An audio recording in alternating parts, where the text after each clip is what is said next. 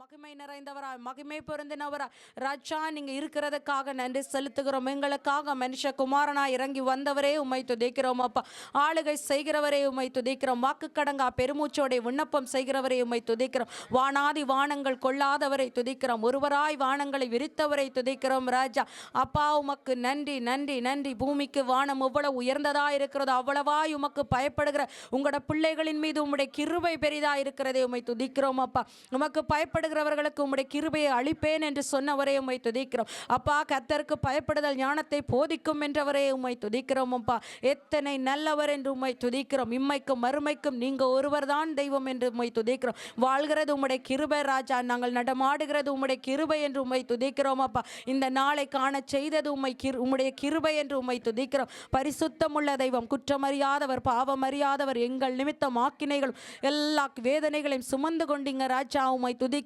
திலுவையில் வெற்றி சிறந்தவரே உம்மை துதிக்கிறோம். பரிசுத்தர் பரிசுத்தர் சேனைகளின் கர்த்தர் பரிசுத்தர் என்று உம்மை துதிக்கிறோம். கேருபீன்கள் சேராபீன்கள் போற்றும் பரிசுத்தரை துதிக்கிறோம். அப்பா ஒரு பழுதுமில்லாத எங்கள் ராஜாவை துதிக்கிறோம். அப்பா நேற்று மின்று மின்று மாறாத நேசர், பொய்யுரையாத தேவன், மனமாறாத தெய்வம். அப்பா உமக்கு நன்றி நன்றி நன்றி நன்றி நன்றி ராஜ். எங்களை நிரப்புகிறவரை துதிக்கிறோம். ஆவியானவரை துதிக்கிறோம். அக்கினி மயமானவரை துதிக்கிறோம். ஆறுதலின் நாயகனை உம்மை துதிக்கிறோம். அப்பா பிதாவே என்று அழைக்கிற புத்திர சுவிகாரத்தை தந்தவரை துதிக்கிறோம். வல்லக்கரத்தை பிடித்து நடப்பிக்கிறவரை துதிக்கிறோம். எங்களை விட்டு விடாத தெய்வத்தை துதிக்கிறோம். விட்டு விலகாதவரை துதிக்கிறோம். விட்டு கொடுக்காதவரை துதிக்கிறோம். எங்கள் மீது நினைவா இருக்கிறவரே உம்மை துதிக்கிறோம். ராஜா உமக்கு நன்றி நன்றி நன்றி ராஜா. அப்பா எங்களை நடத்துகிற பாதைகளுக்காய் ஸ்தோத்திரம். உடன் இருக்கிறதற்காய் ஸ்தோத்திரம். வலதுபுறம் இடதுபுறம் சாய்ந்து போகாத நிற்கிறது உம்முடைய கிருபை ராஜா. உங்களோட சத்தத்துக்காக நன்றி. உங்களோட சித்தத்தை செய்கிற தானியை தருகிறவரே உமக்கு நன்றி ராஜா. சோதனையோடு கூட அப்பா அதிலிருந்து தப்பித்துக் கொள்ளுகிற பாதையை உண்டு பண்ணி கொடுக்கிறவரே உமக்கு நன்றி. திராணிக்கு மேலாக சோதிக்க மாட்டேன் என்று சொன்னவரே உமக்கு நன்றி ராஜா. அதி சீக்கிரத்தில் நீங்கிவிடும் இந்த லேசான உபத்திரவம் என்றவரே உம்மை துதிக்கிறோம். அப்பா நீர் ஒருவராயிருந்து நடத்துகிறதுக்காக நன்றி ராஜா. ஒன்றான மெய் தெய்வத்தை துதிக்கிறோம். ஒருவரும் சேரக்கூடாத ஒளியில் வாசம் பண்ணுகிறவரை உம்மை துதிக்கிறோம். தெனிலும் இனிமையான என் தகப்பனுடைய வசனங்களுக்காய் துதிக்கிறோம். உம்மை தியானிக்கும் தியானம் இனிமையாய் இருக்கும் என்றவரை உம்மை துதிக்கிறோம். திக்கற்ற பிள்ளைகளின் தகப்பனை துதிக்கிறோம். ஏழைகளை மிதவைகளை விசாரிக்கிற சகாயரை உம்மை துதிக்கிறோம். என் ராஜா உம்மை துதிக்கிறோம். எங்கள் தெய்வமே உம்மை துதிக்கிறோம். நீரே எங்கள் நல்ல பங்கு என்று உம்மை துதிக்கிறோம் ராஜா. நீர் நல்லவர் நல்லவர் நல்லவர் நல்லவர். அப்பா நீர் ஒருவராய் காரியங்களை நடப்பித்து முடிக்கிறவர். மரித்தோரை எழும்பச் செய்கிற தகப்பன். குருடர் முடவர் சப்பானிகள் யாவருக்கும் அற்புதம் செய்து தகப்பன் நீர் ஒருவர் என்று வெளிப்படுத்தினவரை உம்மை துதிக்கிறோம் துதிக்கிறோம் துதிக்கிறோம். நன்றி நன்றி நன்றி ராஜா. உமக்கு ஸ்தோத்திரம் ஸ்தோத்திரம் ஸ்தோத்திரம். ஆவியானவர் ஆவியானவர் ஆதி முதல் இருப்பவரே. ஆவியானவர் ஆவியானவர் ஆதி முதல் இருப்பவரே. ஆண்டவா இயேசுவே ஆட்கொள்ளும் தேவனே. ஆண்டவா இயேசுவே ஆட்கொள்ளும் தேவனே. ஆவியானவர் ஆவியானவர் ஆதி முதல் இருப்பவரே. ஆவியானவர் ஆவியானவர் ஆதி முதல் இருப்பவரே. கட்டுப்பாட்டு ஆவியானவர் காவல் காத்து நடத்திடுவார். கட்டுப்பாட்டு ஆவியானவர் காவல் காத்து நடத்திடுவார். அசைவாடும் ஆவியானவர் ஆடி பாடி மகிழ வைப்பார். அசைவாடும் ஆவியானவர் ஆடி பாடி மகிழ வைப்பார். ஆவியானவர் ஆவியானவர் ஆதி முதல் இருப்பவரே. ஆவியானவர் ஆவியானவர் ஆதி முதல் இருப்பவரே. எங்கள் ஆதி முதல் இருப்பவரே. நன்றி நன்றி ராஜா. ஆதி மந்தமாக இருக்கிற ராஜாவை துதிக்கிறோம். எல்லாவற்றுக்கும் துவக்கமும் முடிவும் நீங்க ஒருவர் தான் தகப்பன். உமக்கு நன்றி ராஜா. நீங்க அறியாம ஒன்றும் நடக்காது என்று உமை துதிக்கிறோம். நீர் அறியாதது ஒன்றுமில்லை என்று உமை துதிக்கிறோம். நீர் என்று ஒரு அணுவும் அசையாத தகப்பனே உமக்கு ஸ்தோத்திரம். இந்த நல்ல வேளைக்காக, இந்த பரிசுத்த ஓய்வு நாளுக்காக நன்றி ராஜா. ஆரம்பம் முதல் முடிவு வரைக்கும் தகப்பன் நீங்க ஒருவராயிருந்து மகிமைப்படுங்க. எல்லாமும் ஒருவருக்கே நாங்கள் செலுத்துகிறோம். அது உமக்கு பிரியமாய் உமக்கு பிரீதியாய் இருக்கத்தக்கதாய் நாங்கள் செலுத்திட கர்த்தர் நீங்க நடத்தி ஆசீர்வதிக்க ஒப்பு கொடுக்கிறோம். சங்கீத பகுதியில் தகப்பனே உம்முடைய கரம் மகனோடு இணைந்து கொள்ளட்டும் ராஜா. நீங்க நடத்துங்க அப்பா. வார்த்தைகளை தியானித்து வாசிக்கிற கிருபையினால் நிரப்பி அந்த பகுதியை நீங்க ஆசீர்வதித்து கொடுக்க முடியாது. உங்களோட கரத்துல ஒப்பு கொடுக்கிற ராஜாவை ஆராதனை வேலைக்காக வருகிறோம் தகப்பன். நீங்க வரவும், நீங்க ஆளுகை செய்ய, உங்களோட மகனை நடத்தவும், நீங்க மகிமைப்படவும் வேண்டுகிறோம். ஒவ்வொரு பாடல்களும் உள்ளங்களை தொடட்டும், மாற்றத்தும் தேற்றட்டும் தகப்பனே. கட்டுகளை உடைக்கும், நுகத்தடிகளை முறிக்கும் தகப்பனுடைய வல்லமை வெளிப்படும். அபிஷேக அக்கினியின் கரம் இந்த இடத்துல இறங்கி வந்து ராஜா நீங்க நிரப்பும்படி அல்லையாய் தேவனுடைய வல்லமை இந்த இடத்தை நிரப்பும்படியாய் ஒப்பு கொடுக்கிறோம். மகனோடு இருந்து கர்த்தர் பேசுங்க, இடைப்படுங்க, நடத்துங்க. ஒவ்வொரு பாடல்களும் உம்மை உயர்த்த கிருபை செய்யுங்க அப்பா. வாத்தியங்களில் உம்முடைய கரம் இருக்கட்டும். வாசிக்கிற பிள்ளைகளோடு உம்முடைய கரம் இருக்கட்டும். இணைந்து பாடுகிற பிள்ளைகளோடு உம்முடைய கரம் இருக்கட்டும். சகல காரியங்கள் உம்முடைய ரத்தத்தை தெளித்து அப்பா நீங்க நடத்துகிற போறதுக்காய் உமக்கு நன்றி நன்றி நன்றி. ஆராதனை வேலைக்காக நன்றி செலுத்துகிறோம் அப்பா. வாலிப பிள்ளைகளை விசேஷித்த விதமாக உம்முடைய கரத்தில் ஒப்பு கொடுக்கிறோம். உங்களோட பிள்ளைகள் ராஜா, உம்முடைய சந்ததி, உம்முடைய சொந்தங்கள் அப்பா நீங்க பாதுகாத்துக் கொள்ளுங்க. ஒற்று பிள்ளையும் விழுந்து போகாதபடிக்கு கர்த்தருடைய வலக்கரம் இறுக பற்றி நடத்துவதா ஊண்டி பிடித்துக் கொள்ளுங்க ராஜா. உருவ நடந்து செல்ல கிருபையும் பலனையும் கொடுங்கப்பா. உங்களோட அன்பை அன்றி பிள்ளைகளுக்கு வேறு எதுக்கும் மேன்மையாய் காணப்படக்கூடாது. உம்மோடு இருக்கிற அன்பிலும் ஐக்கியத்திலும் உறவிலும் பிள்ளைகள் அதிகமாய் வேரூன்றி பலப்பட கர்த்தர் கிருபை செய்வாராக என்று உன்னதமான கரத்துக்குள்ளாக வாலிப பிள்ளைகளை ஒப்பு கொடுத்து முத்தரிக்கிறோம், பாதுகாப்படுகிறோம் இயேசுவின் நாமத்தினால் அப்பா. ஞாயிறு பள்ளியை ஆசீர்வதிங்கப்பா. ஒவ்வொரு பிள்ளைகளோட கரம் இருக்கட்டும். குழந்தைகளை பிடித்துக் கொள்ளுங்க ராஜா. அந்த பிள்ளைகளை தடுக்க வேண்டாம் என்று சொன்னீங்க ராஜா. அவர்களிடத்தில் நீங்கள் அன்பாய் இருக்கிறதுக்காக நன்றி செலுத்துகிறோம். பிள்ளைகளை நீங்க நடத்துங்க. இந்த சிறு வயதிலே தகப்பனை அறிகிற அறிவிலே பிள்ளைகள் வளரவும் பெருகும் கர்த்தாவே. ஞாயிறு பள்ளியையும் அந்த ஆசிரியர்களையும் நீங்க ஆசீர்வதித்து நீங்க நடத்தும்படியாய் ஒப்பு கொடுக்கிறோம். வார்த்தையை சுமந்து வருகிற தாசருக்காக வருகிறோம் ராஜா. பேசுவீராக, நாங்கள் செவி கொடுக்க கீழ்ப்படி அதன்படி நடக்க உங்களோட பிள்ளையை நீங்க வல்லமையாய் எடுத்து பயன்படுத்துங்க. இருபுறமும் கருக்குள்ள பட்டயமாகி உங்களுடைய திருவசனம் எங்களுக்குள்ள ஊடுருவி பாய்ந்து வர நாங்கள் அதற்கு செவி கொடுத்து அதன்படி வாழ, கிளை நறுக்கப்பட்டு களை விடுங்கப்பட்டு சுத்திகரித்து பரிசுத்தமாக்கப்பட வருகை நாளில் தகுதிப்பட ராஜா உம்முடைய தாசரோடு இருந்த எங்களோட வார்த்தை அப்பா எங்களிடத்துல பேசட்டும். உம்முடைய மகனை இன்னும் அதிகமாய் பலப்படுத்த உம்முடைய அக்கினினால் நிரப்பி நீங்க பேச போறதுக்காய் உமக்கு நன்றி. வார்த்தை பகுதியை நீங்க ஆசீர்வதித்து தாங்க ராஜாவே. சாட்சி பகுதியை ஆசீர்வதிங்கப்பா. உமக்கென்று நீங்க செய்த நன்மையை அறிவிக்க வருகிற பிள்ளைகளை நீங்க பாதுகாத்து ஆசீர்வதிக்கும்படியாய் ஒப்பு கொடுக்கிற திருவிருந்து பகுதியில் உடைய கரம் இருக்கட்டும் ராஜா. பரிசுத்தத்தோடும் பயபக்தி நடுக்கத்தோடும் ஒப்புரவாகி நாங்கள் இந்த இடத்துல வந்து உம்முடைய ரத்தத்தையும் அப்பா உம்முடைய சரீரத்தையும் பானம் பண்ணுகிறோம் என்ற உணர்வோடு நாங்கள் எடுக்க கிருபை செய்யுங்க. அபாத்திரமாய் நாங்கள் ஒற்றுவரும் கை வைக்க கூடாது. தகப்பனுடைய கரம் இருந்து நடத்தவும் எங்களுடைய உள்ளத்தில் நீங்க பேசவும் உணர்வை கொடுக்கவும் இயேசுவின் நாமத்தினால் அப்பா திருவிருந்து பகுதி ஆசீர்வதித்து செபிக்கிற ராஜா. தொடர்ந்து இருந்து வழி நடத்துங்க ராஜா. இந்த வேளையில அப்பா இலங்கையில் இருக்கிற சபைக்காக வருகிறோம். கர்த்தருடைய கரம் சபையை விட்டு விலகாது இருக்கட்டும். பாதுகாத்துக் கொள்ளுங்க. அநேகமாயிரம் ஜனங்கள் ரட்சிப்பின் சந்தோஷத்தை பெற்றுக்கொண்டு உங்களுடைய பிள்ளைக்குள் வரத்தக்கதாய் கர்த்தர் கிருபை செய்யுங்கப்பா. வல்ல பெரும் காரியத்தை சபையில செய்து அநேக பிள்ளைகளை ரட்சித்துக் கொள்ளுங்க. இந்த தேசத்தில் இருக்கிற சபையும் ஒப்பு கொடுக்கும். கர்த்தர் எழுந்தருளுவாராக, ராஜா நடத்துவாராக. உங்களோட நாம மகிமைப்படும். அநேகமாயிரம் ஜனங்கள் அலைந்து திரிகிற ஆத்துமாக்களை தந்து பிள்ளைகளை ஆசீர்வதித்து உங்களோட சபையை பலுகி பெருக பண்ணி நீங்க ஆசீர்வதிக்கும்படியாய் ஒப்பு கொடுக்கிறேன். தேசங்களுக்காக உம்மை நோக்கி பார்க்கிற ராஜா. ஒரு ஆத்மாவும் கெட்டு போகக்கூடாது. ஒற்றுவரும் வழி தவறி போகக்கூடாது. தெய்வமாக உம்மை அறிகிற அறிவை கட்டளையிடுங்க. முழங்கால் யாவும் முடங்கவும் தேவனே நீர் ஒருவர் தெய்வம் என்று ஒவ்வொரு நாவும் அறிக்கை பண்ணும்படியா கர்த்தர் செய்திடுங்க. ஒவ்வொரு ஆத்துமாக்களும் ரட்சிக்கப்படும். தேசமங்கும் சமாதானம் ரட்சிப்பின் கம்பீர சத்தமும் கேட்கத்தக்கதா கர்த்தர் கிருபை செய்யுங்க. உண்மையுள்ள சபைகள் எழுமி தகப்பனுக்காக உண்மையுள்ள ஜனங்களாய் ஒவ்வொருவரும் வாழ தேசங்களை கர்த்தர் சந்தித்து உம்முடைய ஆளுகைகளையும் உம்முடைய கட்டுப்பாட்டுகளையும் கர்த்தர் நீங்க வைத்து நடத்தும்படியா உங்களோட கரத்துல ஒப்பு கொடுக்கிறோம். இந்த வேளையில ராஜா தந்த தாசர்களுக்காக நன்றி செலுத்துகிறோம் ராஜா. பராபாஸ்டோடு உம்முடைய கரம் இருக்கட்டும். நீங்க ஆசீர்வதிங்க, பாதுகாத்துக் கொள்ளுங்க. போக்கிலும் வரத்திலும் ஊழிய பாதைகளிலும் உம்முடைய கரம் பிள்ளையை விட்டு நொடி பொழுதும் விலகாதிருந்து உங்களோட மகிமையை காண்பீங்க. உம்முடைய கருவியா பயன்படுத்துங்க. குடும்பத்தையும் பாதுகாத்து ஆசீர்வதிங்கப்பா. இந்த வேளையில டான் பாஸ்டருக்காக வருகிற ராஜா உம்முடைய கரம் இருந்து மகனோடு இருந்து நடத்தட்டும். எல்லா தேவைகளை சந்திங்க ராஜா. உன்னத தேவனுடைய கரம் எப்பொழுதும் உங்களோட மகனை விட்டு விலகாது கர்த்தாவே உங்களோட நித்திய பாதையில நடத்தி இன்னும் இன்னும் அதிகமாய் நீங்க பயன்படுத்தவும் ஆசீர்வதிக்கும் ஒப்பு கொடுக்கிறோம். சகோதரியோட உங்களோட கரம் இருந்து வல்ல பெரும் காரியங்களை நீங்க காண்பித்தருங்க. உங்களோட நாமம் உங்களோட மகளுக்கு கூட இருந்து மகிமைப்பட போறதுக்கா உமக்கு நன்றி நன்றி நன்றி ராஜா. அப்பா இந்த வேளையிலும் ராஜா ஒவ்வொரு பகுதியிலும் நீங்க இருங்க, நீங்க அசைவாடுங்கப்பா. நடந்து முடிந்த இனி நடக்க போகிற ஒவ்வொரு அப்பா சபைகளிலும் உங்க நாமம் மகிமைப்படட்டும். மனவாட்டி சபைகளா எல்லா சபைகளும் கர்த்தருக்கென்று ஆயத்தப்பட கர்த்தர் கிருபை செய்யுங்க. ஆரம்பம் முதல் முடிவு வரைக்கும் ராஜா உங்களோட கரத்தில் ஒப்பு கொடுக்கிறோம். தகப்பன் நீங்க பெருகவும் நாங்கள் சிறுகவும் காணிக்கை தசமபாகங்களும் கர்த்தர் நிறைவாய் ஆசீர்வதித்து மீதம் எடுக்கத்தக்கதாய் நீங்க நடத்துவீங்க. உங்களோட நாமம் அப்பா கொடுக்கிற பிள்ளைகளுக்கு கூட சபையினோட மகிமைப்பட போறதுக்காக நன்றி. முற்று முழுதாக ராஜாவுடைய கரத்தில் ஒப்பு கொடுக்கிறோம். அப்பா உமக்கு நன்றி செலுத்துகிறோம். இயேசுவின் உன்னத நாமத்தில் வேண்டிக் கொள்கிறோம் எங்கள் ஜீவனுள்ள நல்ல பிதாவே, ஆமேன் ஆமேன். சங்கீத பகுதிக்கு கடந்து செல்லும். குறிக்கப்பட்ட வேத பகுதி சங்கீதம் 136 1 12 வசனங்கள் முடிய பக்கம் 755.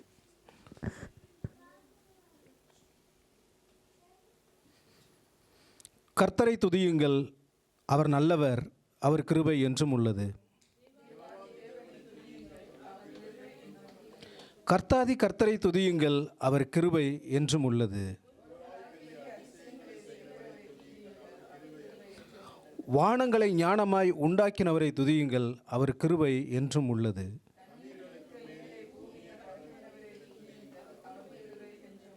பெரிய சுடர்களை உண்டாக்கினவரை துதியுங்கள், அவர் கிருபை என்றும் உள்ளது. இரவில் ஆழ சந்திரனையும் நட்சத்திரங்களையும் படைத்தவரை துதியுங்கள், அவர் கிருபை என்றும் உள்ளது.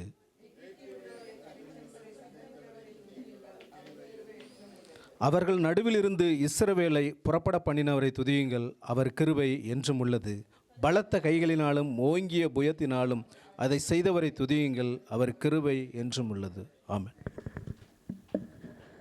நன்றி என்று சொல்லுகிறோம் நாதா, நாவாலே துதிக்கிறோம் நாதா. உமக்கு நன்றி என்று சொல்லுகிறோம் நாதா, நாவாலே துதிக்கிறோம் நாதா. நன்றி இயேசு ராஜா, நன்றி இயேசு ராஜா, நன்றி இயேசு ராஜா, நன்றி இயேசு ராஜா. கடந்த நாட்கள் காத்தீரே நன்றி ராஜா, கடந்த நாட்கள் காத்தீரே நன்றி ராஜா. புதிய நாளை தந்தீரே நன்றி ராஜா, புதிய நாளை தந்தீரே நன்றி ராஜா. உமக்கு நன்றி என்று சொல்லுகிறோம் நாதா, நாவாலே துதிக்கிறோம் நாதா. உமக்கு நன்றி என்று சொல்லுகிறோம் நாதா, நாவாலே துதிக்கிறோம் நாதா. ஆபத்திலே காத்தீரே நன்றி ராஜா, ஆபத்திலே காத்தீரே நன்றி ராஜா. அதிசயம் செய்தீரே நன்றி ராஜா, எங்களுக்கு அதிசயம் செய்தீரே நன்றி ராஜா. உமக்கு நன்றி என்று சொல்லுகிறோம் நாதா, நாவாலே துதிக்கிறோம் நாதா. உமக்கு நன்றி என்று சொல்லுகிறோம் நாதா, நாவாலே துதிக்கிறோம் நாதா. வாழ்க்கையிலே ஒளி விளக்காய் வந்தீரையா, வாழ்க்கையிலே ஒளி விளக்காய் வந்தீரையா. வார்த்தை என்ற மன்னாவை தந்தீரையா, வாழ்க்கை என்ற மன்னாவை தந்தீரையா. நன்றி என்று சொல்லுகிறோம் நாதா, நாவாலே துதிக்கிறோம் நாதா. உமக்கு நன்றி என்று சொல்லுகிறோம் நாதா, நாவாலே துதிக்கிறோம் நாதா. அடைக்கலமே கேடகமே நன்றி ராஜா, அடைக்கலமே கேடகமே நன்றி ராஜா, அன்பே என் ஆறுதலே நன்றி ராஜா, அன்பே என் ஆறுதலே நன்றி ராஜா, உமக்கு நன்றி என்று சொல்லுகிறோம் நாதா, நாவாலே துதிக்கிறோம் நாதா, உமக்கு நன்றி என்று சொல்லுகிறோம் நாதா, நாவாலே துதிக்கிறோம் நாதா, தனிமையிலே துணை நின்று நன்றி ராஜா, தனிமையிலே துணை நின்று நன்றி ராஜா, தாயை போல தேற்றினி நன்றி ராஜா, தாயை போல தேற்றினி நன்றி ராஜா, உமக்கு நன்றி என்று சொல்லுகிறோம் நாதா, நாவாலே துதிக்கிறோம் நாதா, உமக்கு நன்றி என்று சொல்லுகிறோம் நாதா, நாவாலே துதிக்கிறோம் நாதா, உமக்கு நன்றி என்று சொல்லுகிறோம் நாதா, நாவாலே துதிக்கிறோம் நாதா, கைகளை உயர்த்தி என்று சொல்லுகிறோம் நாதா, நாவாலே துதிக்கிறோம் நாதா, உமக்கு நன்றி என்று சொல்லுகிறோம் நாதா, இயேசுவே உமக்கு நன்றி அப்பா, உமக்கு நன்றி சொல்லுகிறோம் அப்பா, உமக்கு நன்றி என்று சொல்லுகிறோம் அப்பா, ஆண்டவரே நாவாலை துதிக்கிறோம், உம்மை துதிக்கிறோம், உம்மை துதிக்கிறோம், உம்மை துதிக்கிறோம் ஆண்டவரே,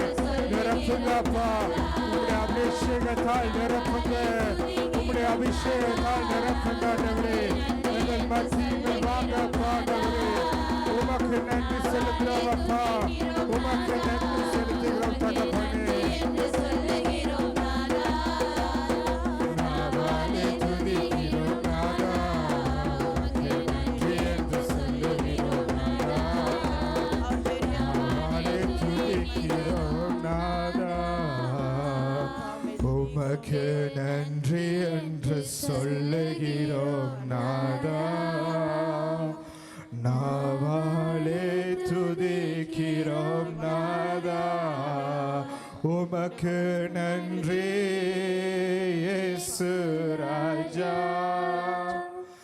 நன்றி இயேசு ராஜா, முழுள்ளத்தோடு உமக்கு நன்றி இயேசு ராஜா, நன்றி இயேசு ராஜா, உமக்கு நன்றி இயேசுவே ராஜா, நன்றி இயேசு ராஜா, உமக்கு நன்றி அப்பா, உமக்கு நன்றி தகப்பனே, அவ்வளோ அதிசயம் செய்தீரே, உமக்கு நன்றி அப்பா, சேத்திலிருந்து தூக்கி எடுத்தீரே, அதுக்காக உமக்கு நன்றி அப்பா, ஆபத்திலே காத்தீரே, உமக்கு நன்றி அப்பாண்டவரே, எப்போதும் உங்களுடைய துணையாயிருக்கிறீரே, அதுக்காக உமக்கு நன்றி அப்பாண்டவரே, தாயை போல் தேத்தினீரே, அதுக்காக உமக்கு நன்றி அப்பா, அன்பு செலுத்தினீரே ஆண்டவரே, அதுக்காக உமக்கு நன்றி அப்பா, உங்கள் மத்தியில் இருப்பவரே உமக்கு நன்றி செலுத்துகிறோம் அப்பா, அன்பானவரே உம்மை துதிக்கிறோம் ஆண்டவரே, உம்மை சோதரிக்கிறோம் அப்பா, உமக்கு நன்றி செலுத்துகிறோம் தகப்பனே, உமக்கு நன்றி அப்பா, உமக்கு நன்றி அப்பா, பெரிய காரியங்கள் செய்பவரே உமக்கு நன்றி அப்பா, எங்கள் மத்தியில் உலாவுறவரே உமக்கு நன்றி அப்பா, உங்களுடைய பலம் தருபவரே உமக்கு நன்றி செலுத்துகிறோம் ஆண்டவரே, ஆண்டவரே உம்மை துதிக்கிறோம், உம்மை துதிக்கிறோம், துதிக்கிறோம் ஆண்டவரே, அன்பு நேசரே உம் திருமுகம் தேடி அர்ப்பணித்தேன் என்னையே, ஆராதனை துதி ஸ்தோத்திரங்கள் அப்பனே உமக்கு தந்தேன், ஆராதனை துதி ஸ்தோத்திரங்கள் அப்பனே உமக்கு தந்தேன், ஆராதனை ஆராதனை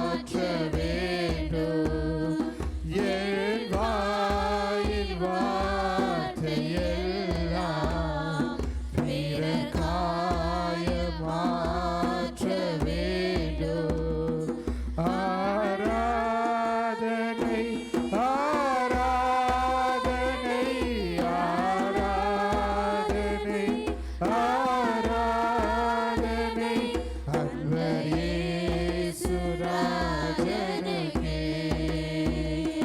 ஆவியான தேவனுக்கே அன்பரேசு ராஜனுக்கே ஆவியான தேவனுக்கே உந்தனேக்கம் விருப்பமெல்லாம் என் இதய துடிப்பாக மாற்றும் எந்த ஏக்கம் விருப்பமெல்லாம் என் இதய துடிப்பாக மாற்றும் என் வாய்வ நாட்களெல்லாம் ஜெப வீரன் என்று எழும்பும் என் ஜீவ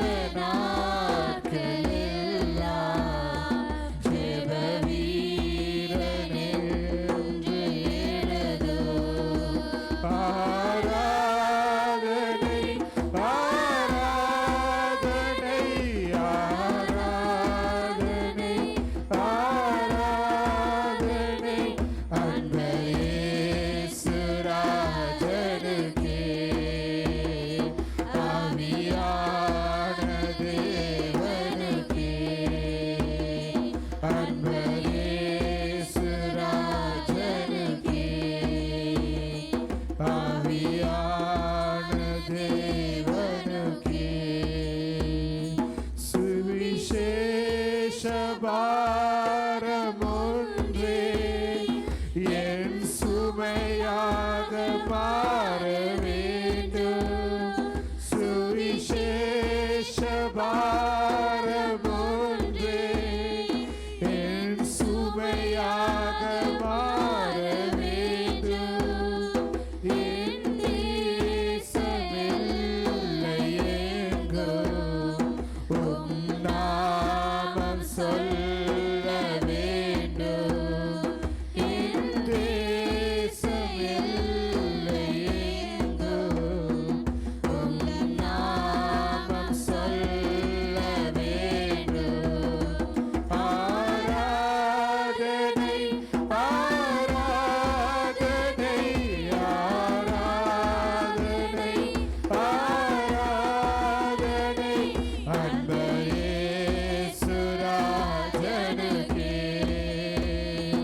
ஆவியான தேவனுக்கே அன்பரேசு ராஜனுக்கே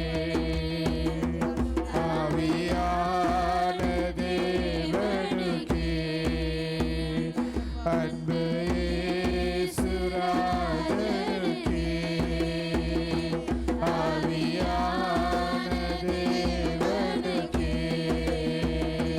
அன்பரேசு ராஜனுக்கே ஆவியான தேவனுக்கே அன்பரேசு ராஜனுக்கே ஆவியான தேவனுக்கே உம்மை துதிக்கிறோம் உம்மை துதிக்கிறோம் அப்பா உம்மை சோதரிக்கிறோம் தகப்பனே உமக்கு நன்றி அப்பா உமக்கு நன்றி அப்பா சுவிசேஷம் சொல்ல ஆண்டவரே ஆண்டவரே உமக்கு நன்றி அப்பா ஆண்டவரே உம்முடைய வார்த்தையை சொல்ல ஆண்டவரே உம்முடைய பிரசனம் கடந்து செல்ல ஆண்டவரே உம்முடைய அபிஷேகம் கடந்து செல்ல ஆண்டவரே எங்களை நிரப்புங்க ஆண்டவரே எங்களை நிரப்புங்க உங்களை நிரப்புங்க அப்பா ஆண்டவரே எங்க தொடுங்க அப்பா எங்க தொடுங்க ஆண்டவரே எங்க வாழ்க்கையை தொடுங்க அப்பா எங்கள் மத்தியில் வாங்க தகப்பனே ஆறுதலா இருங்க அப்பா உமக்கு நன்றி அன்பானவரே உமக்கு நன்றி துணையானவரே உமக்கு நன்றி அப்பா அன்பரேசு ராஜனுக்கே ஆவியான தேவனுக்கே அன்பரேசு ராஜனுக்கே ஆவியான தேவனுக்கே அன்பரேசு ராஜனுக்கே ஆவியான தேவனுக்கே அன்பரேசுராஜனுக்கே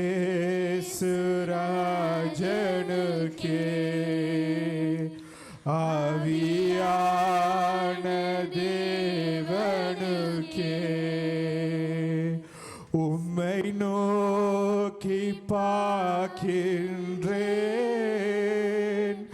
உம்மை நினைத்து துதிக்கின்றேன், உம்மை நோக்கி பார்க்கின்றேன். ஆமிசுவே உம்மை நினைத்து துதிக்கின்றேன். இயேசையா சோத்திரம், இயேசையா சோத்திரம், இயேசையா சோத்திரம், இயேசையா சோத்திரம்.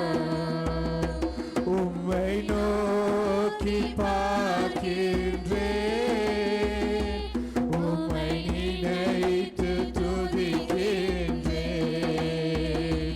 உம்மை நோக்கி பார்க்கின்றேன். அவரை நோக்கி பாருங்க, அவரை நோக்கி பாருங்க. துதிக்கின்றேன்.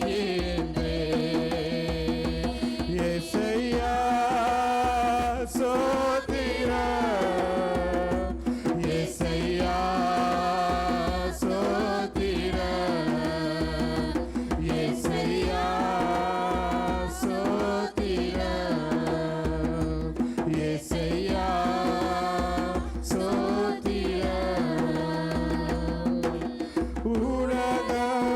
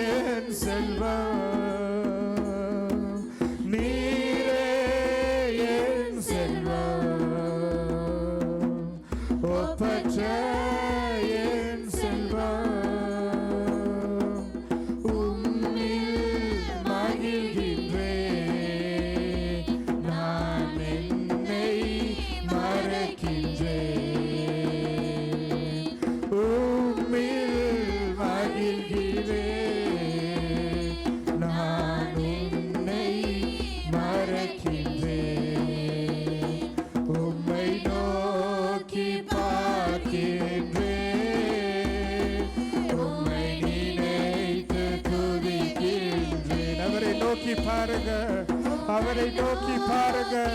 எவ்வளவு அதிசயம் உங்களுக்கு செய்தார், எவ்வளவு அற்புதம் உங்களுக்கு செய்தார். உங்களை பாதுகாத்தார், உங்களுக்கு அன்பு செலுத்தினார்.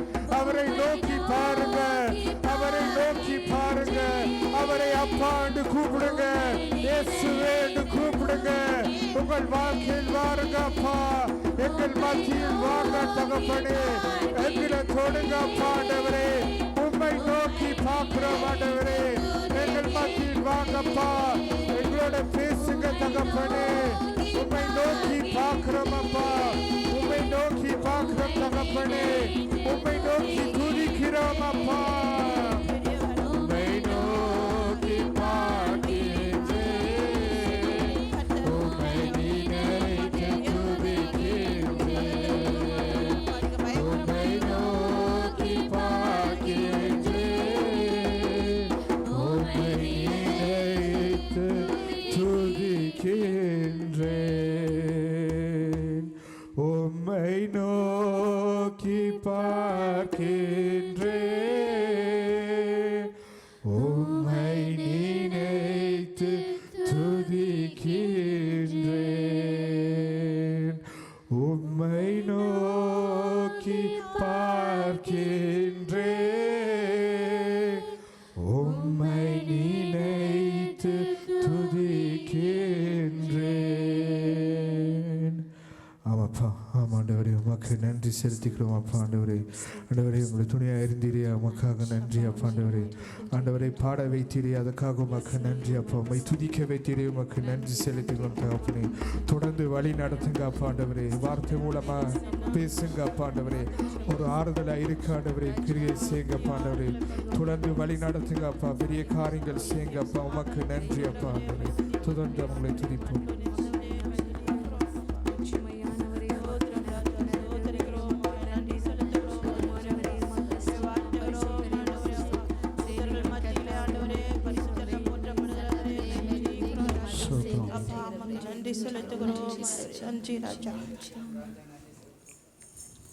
அவரை நோக்கி பார்ப்போம். ஸ்தோத்திரம், ஸ்தோத்திரம், ஸ்தோத்திரம், ஸ்தோத்திரம்.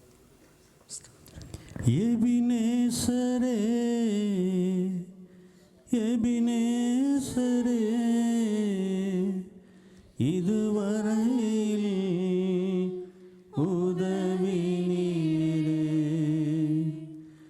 எபினேசரே, எபினேசரே, இதுவரையில் உதவி நீரே. இதுவரையில் உதவி நீரே. உம்மை முழு உள்ளத்தோடு ஆராதிப்பே, முழு பலத்தோடு அன்பு கூறுவே. ஆராதனை, ஆராதனை, ஆராதனை, ஆராதனை. அல்லேலூயா. ஆராதனை, ஆராதனை, ஆராதனை, ஆராதனை. அன்பு கூறுவே,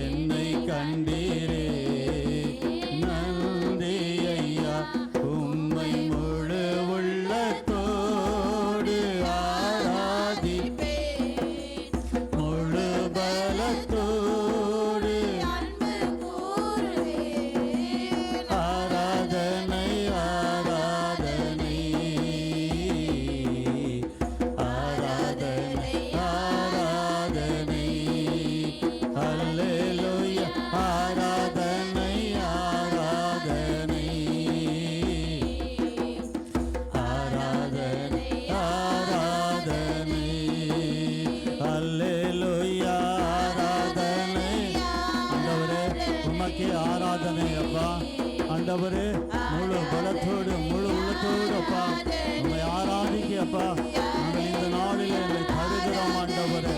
எங்களை காண்கிற தேவனே அப்பா, இதோ இந்த நாளில் ஆண்டவரே நீ செய்த எல்லா நன்மைகளை நினைக்கிறோம் ஆண்டவரே. ஐயா, உம்மை நோக்கி பார்க்கிறோம் அப்பா. ஆண்டவரே, இந்த நாளிலும் ஆண்டவரே எங்களை வாழ வைக்கிறவரே, எங்களுக்கு வழி காட்டுகிறவரே, எங்களுக்கு ஆறுதல் செய்கிறவரே, எங்கள் கண்ணீரை துடைக்கிறவரே, எங்கள் தேவைகளை சந்திக்கிறவரே, ஆண்டவரே உமக்கு ஆராதனை அப்பா. நீரே ஆண்டவரே மகிமைப்படுவீராக. ஓ அப்பா, உம்மை ஸ்தோத்திரிக்கிறோம். நன்றி ராஜா, நன்றி ஆண்டவரே, நன்றி சொல்லுகிறோம். எல்லா ஆராதனைக்குரியவரே அப்பா உமக்கு நன்றி நன்றி நன்றி நன்றி ஆண்டவரே. எல்லா துதி ஸ்தோத்திர மகிமை அப்பா இயேசுவே உமக்கே உமக்கே உமக்கே ஹல்லேலூயா என்று ஆண்டவரே. ஆண்டவரே உம்மை ஆராதிக்கிறோம் அப்பா, உம்மை மகிமைப்படுத்துகிறோம் அப்பா. ஹல்லேலூயா. நன்றி நன்றி ராஜா, நன்றி. ஆராதனை ஆராதனை ஆராதனை ஆரா யெகோவா ரஃபா யெகோவா ரஃபா சுகம் தந்தீரே நன்றி ஐயா, சுகம் தந்தீரே நன்றி ஐயா. உம்மை முழு உள்ளத்தோடு ஆராதிப்பேன், முழு பலத்தோடு அன்பு கூறுவேன். ஆராதனை ஆராதனை ஆராதனை ஆராதனை. அன்பின் பரலோக பிதாவே, எங்கள் இயேசுவே, எங்கள் ஆவியானவரே, உம்மை நன்றியோடு துதிக்கிறோம் அப்பா. இந்த ஓய்வு நாளுக்காக நன்றி ஆண்டவரே. எத்தனையோ பேருக்கு கிடைக்காத ஒரு பாக்கியத்தை நீர் எங்களுக்கு தந்தீரே, உமக்கு நன்றி அப்பா. இந்த நாளிலே ஆண்டவரே இதை புதிதாய் ஒரு வேளை பார்க்கலாம், இதை கேட்கலாம் அப்பா. இங்கே வந்திருக்கிற ஆண்டவரே எல்லாரையும் அது கரத்தில் ஒப்பு கொடுக்குறோம் சாமி. நீர் எங்களை காண்கிற தேவன் ஆண்டவர், எங்களை வழிநடத்துகிற தேவன், எங்களுக்கு சுகம் தருகிற ராஃபா. அதற்காக உம்மை துதிக்கிறோம். எல்லா துதி ஸ்தோத்திர கனமகிமையெல்லாம் உமக்கே செலுத்துகிறோம் அப்பா. இந்த வசனங்களுக்காக நன்றி ஆண்டவரே. எங்களை போஷிப்பீராக ஆண்டவரே. மனுஷன் அப்பத்தினால் மாத்திரம் அல்ல, உலக காரியங்களினால் மாத்திரம் அல்ல, கர்த்தருடைய வல்லமையினால் ஆண்டவரே அவன் பிழைப்பான் வாழ்வான் என்று சொன்னீரே. எங்களை வாழ வைக்கிற தேவனுக்கு ஸ்தோத்திரம் அப்பா. எங்களை கருவியாய் பயன்படுத்தும் இயேசு ராஜாவின் நாமத்தில் துதி ஸ்தோத்திர கனமகிமை உமக்கே செலுத்துகிறோம். எங்களை தொடர்ந்து வழிநடத்தும் நல்ல பிதாவே. ஆமேன் ஆமேன் ஆமேன். நாங்கள் உட்காருவோம். ஆண்டவரும் இரட்சகருமான இயேசு ராஜாவின் நாமத்தில் மீண்டும் ஒரு விசை உங்கள் எல்லாருக்கும் அவருடைய நாமத்தில் வாழ்த்துக்கள். கர்த்தர் உங்களை ஆசீர்வதிப்பார். இந்த நாளில் கூட அன்பான தேவனுடைய பிள்ளைகளே, இந்த மாதத்தின் கடைசி ஆராதனைக்கு நாங்கள் வந்திருக்கிறோம். வர நாட்களில் புதிய மாதத்துக்குள்ளே கடந்து போகிறோம். தேவன் நடத்துகிற விதங்களும் ஆண்டவர் எங்களை நடத்துகிற விதங்களை நாங்கள் பார்க்கும் பொழுது கர்த்தருக்கு நாங்கள் நன்றி சொல்ல கடமைப்பட்டு இருக்கிறோம். ஆனால் ஒவ்வொரு நாட்களும் எவ்வளவு வேகமாய் போய்கொண்டு இருக்கிறதை நாங்கள் பார்க்கிறோம். இப்போ தான் இந்த மாதம் துவக்கினது போல இருந்தது, இப்போ தான் இந்த ஆண்டு துவக்கினது போல இருந்தது. ஆனால் இதோ இந்த 3வது மாதம் முடிய போகிறது. அன்பான தேவனுடைய பிள்ளைகளே, நாட்கள் கடந்து போகிறது. ஆகவே இந்த நாட்களில் கர்த்தருக்காக நாங்கள் அழைக்கப்பட்டு இருக்கிறோம். கர்த்தருடைய பிள்ளைகள் இது இந்த நாளில் கூட நாங்கள் கர்த்தருக்கு ஒன்று தான் செய்ய முடியும். அவருக்கு நன்றிகளை செலுத்தி அவருடைய வழியில் நடக்க எங்களை ஒப்பு கொடுக்கணும். அதுதான் தேவன் விரும்புகிறதை பார்க்கிறோம். அன்பான தேவனுடைய பிள்ளைகளே, நாங்கள் பார்த்தோம், போன கிழமைக்குள்ள பார்த்தோம், அவரை நோக்கி பார்த்தவர்கள் பிரகாசம் அடைந்தார்கள் என்று சொல்லி. இதோ இந்த நாளில் கூட அன்பான தேவனுடைய பிள்ளைகளே, ஆண்டவருக்கு இந்த பைபிளில் பார்க்குறோம், இந்த வேதத்தில் அநேக நாமங்கள் கொடுக்கப்பட்டு இருக்கிறது, பெயர்கள் என்று சொல்லி நாங்கள் பார்க்க முடியும். அன்பான தேவனுடைய பிள்ளைகளே, ஆகார் என்னை காண்கிற தேவன் எல்ரோயி என்று சொல்லி நாங்கள் பார்க்குறோம். அன்பான தேவனுடைய பிள்ளைகளே, அது மாத்திரமல்ல, நிறைய காரியங்களை நாங்கள் பார்க்க போவோம். சங்கீதக்காரன் சொல்கிறாரு, என் நல்ல மெய்ப்பன் என்று சொல்லி ஆண்டவருக்கு பேர் சொல்லுகிறதை பார்க்கிறோம். தாவீது அப்படியாய் தேவனை அழைக்கிறதை பார்க்கிறோம். ஆகவே இந்த நாளில் கூட எங்கள் வாழ்க்கையில் அந்த நல்ல மெய்ப்பனான கர்த்தர் எங்களுக்குள்ளே இன்றைக்கு என்ன காரியங்கள் இருக்கிறது என்று சொல்லி நாங்கள் பார்க்க போகிறோம். தயவுசெய்து நான் உள்ளம் உடைந்திருக்கிறேன், நான் உண்மையை பார்க்குறேன். இன்றைக்கு சபையில், இன்றைக்கு உலகம் முழுவதுமாக இங்கே நடக்கிற காரியங்களை நாங்கள் பார்க்கும்போது அது வேதனைக்குரியதாக இருக்கிறது. இது ஏதோ ஒரு காரியங்களை என்ன சொல்லிக்கொண்டு இருக்கிறாங்க மனிதர்கள் இன்றைக்கு தேவனை அறியாமல். ஆனால் ஒன்று மட்டும் சொல்லுகிறேன், ஆனால் அந்த வசனம் ரொம்ப தெளிவாய் இன்றைக்கு நிறைவேறுகிறதை பார்க்கிறோம். முந்தினவர்கள் பிந்தினோராயும் பிந்தினோரெல்லாம் முந்தினோராய் மாறிவிட்டு இருக்கிறதை பார்க்கிறோம். இன்றைக்கு அப்படித்தான் கடவுள் இன்றைக்கு அந்த செயல்களை செயல்படுத்தி கொண்டு வருகிறார். ஆகவே பைபிள் தெளிவாக சொல்கிறது, ராஜாக்களை தள்ளி ராஜாக்களை உருவாக்குகிறவர். ஆகவே அதற்கு நீ தகுதி இல்லாமல் நீ விட்டு போவா என்று சொன்னால், ஆண்டவருடைய வசனம் சொல்லுகிறது, நீ கர்த்தரை தேடுவாய் என்று சொன்னால், கர்த்தரோடு இருந்தால் நான் உன்னோடு இருப்பேன், நீ என்னை தேடினா நீ கண்டடைவ, இல்லை என்று சொன்னால் நான் உன்னை விடுவேன் என்று சொல்லி நாங்கள் கடந்த நாட்களில் பார்த்தோம். அது பொய்யில் அன்பான தேவனுடைய பிள்ளைகளே. இன்றைக்கும் நாங்கள் துரிதமாக எடுத்து நாங்கள் நிறைய செய்திகளை கேட்டோம். ஆனாலும் கூட எங்கள் வாழ்க்கையில் என்ன மாற்றங்கள், என்ன காரியங்கள் வந்திருக்கிறது, இதுதான் இன்றைக்கு கேள்வி. ஆகவே அன்பான தேவனுடைய பிள்ளைகளே, யோவான் சுவிசேஷ புஸ்தகத்தில் 1வது அதிகாரத்தில் 29வது வசனத்தை இன்றைக்கு செய்திக்கு ஆதாரமாக எடுத்து ஒரு வசனத்தை வாசிப்போம். யோவான் சுவிசேஷ புஸ்தகத்தில் எடுத்து வாசிங்க. 1வது அதிகாரத்தில் 29வது வசனத்தில் இப்படியாய் அந்த வசனம் சொல்லுகிறது. எடுத்து வாசிங்களேன். யோவான் 1ஆம் அதிகாரம் 29வது வசனத்தை வாசிங்க. 125வது பக்கத்தில் இருக்குது. மறுநாளிலே யோவான் இயேசுவை தன்னிடத்தில் வர கண்டு யோவான் இயேசு தன்னிடத்தில் வர கண்டு, இதோ உலகத்தின் பாவத்தை சுமக்கிற சுமந்து தீர்க்கிற தேவ ஆட்டுக்குட்டி என்று சொல்லி ஆண்டவருக்கு, நான் அதான் சொன்னேன், பைபிளில் அநேக நாமங்கள் ஆண்டவருக்கு உண்டு.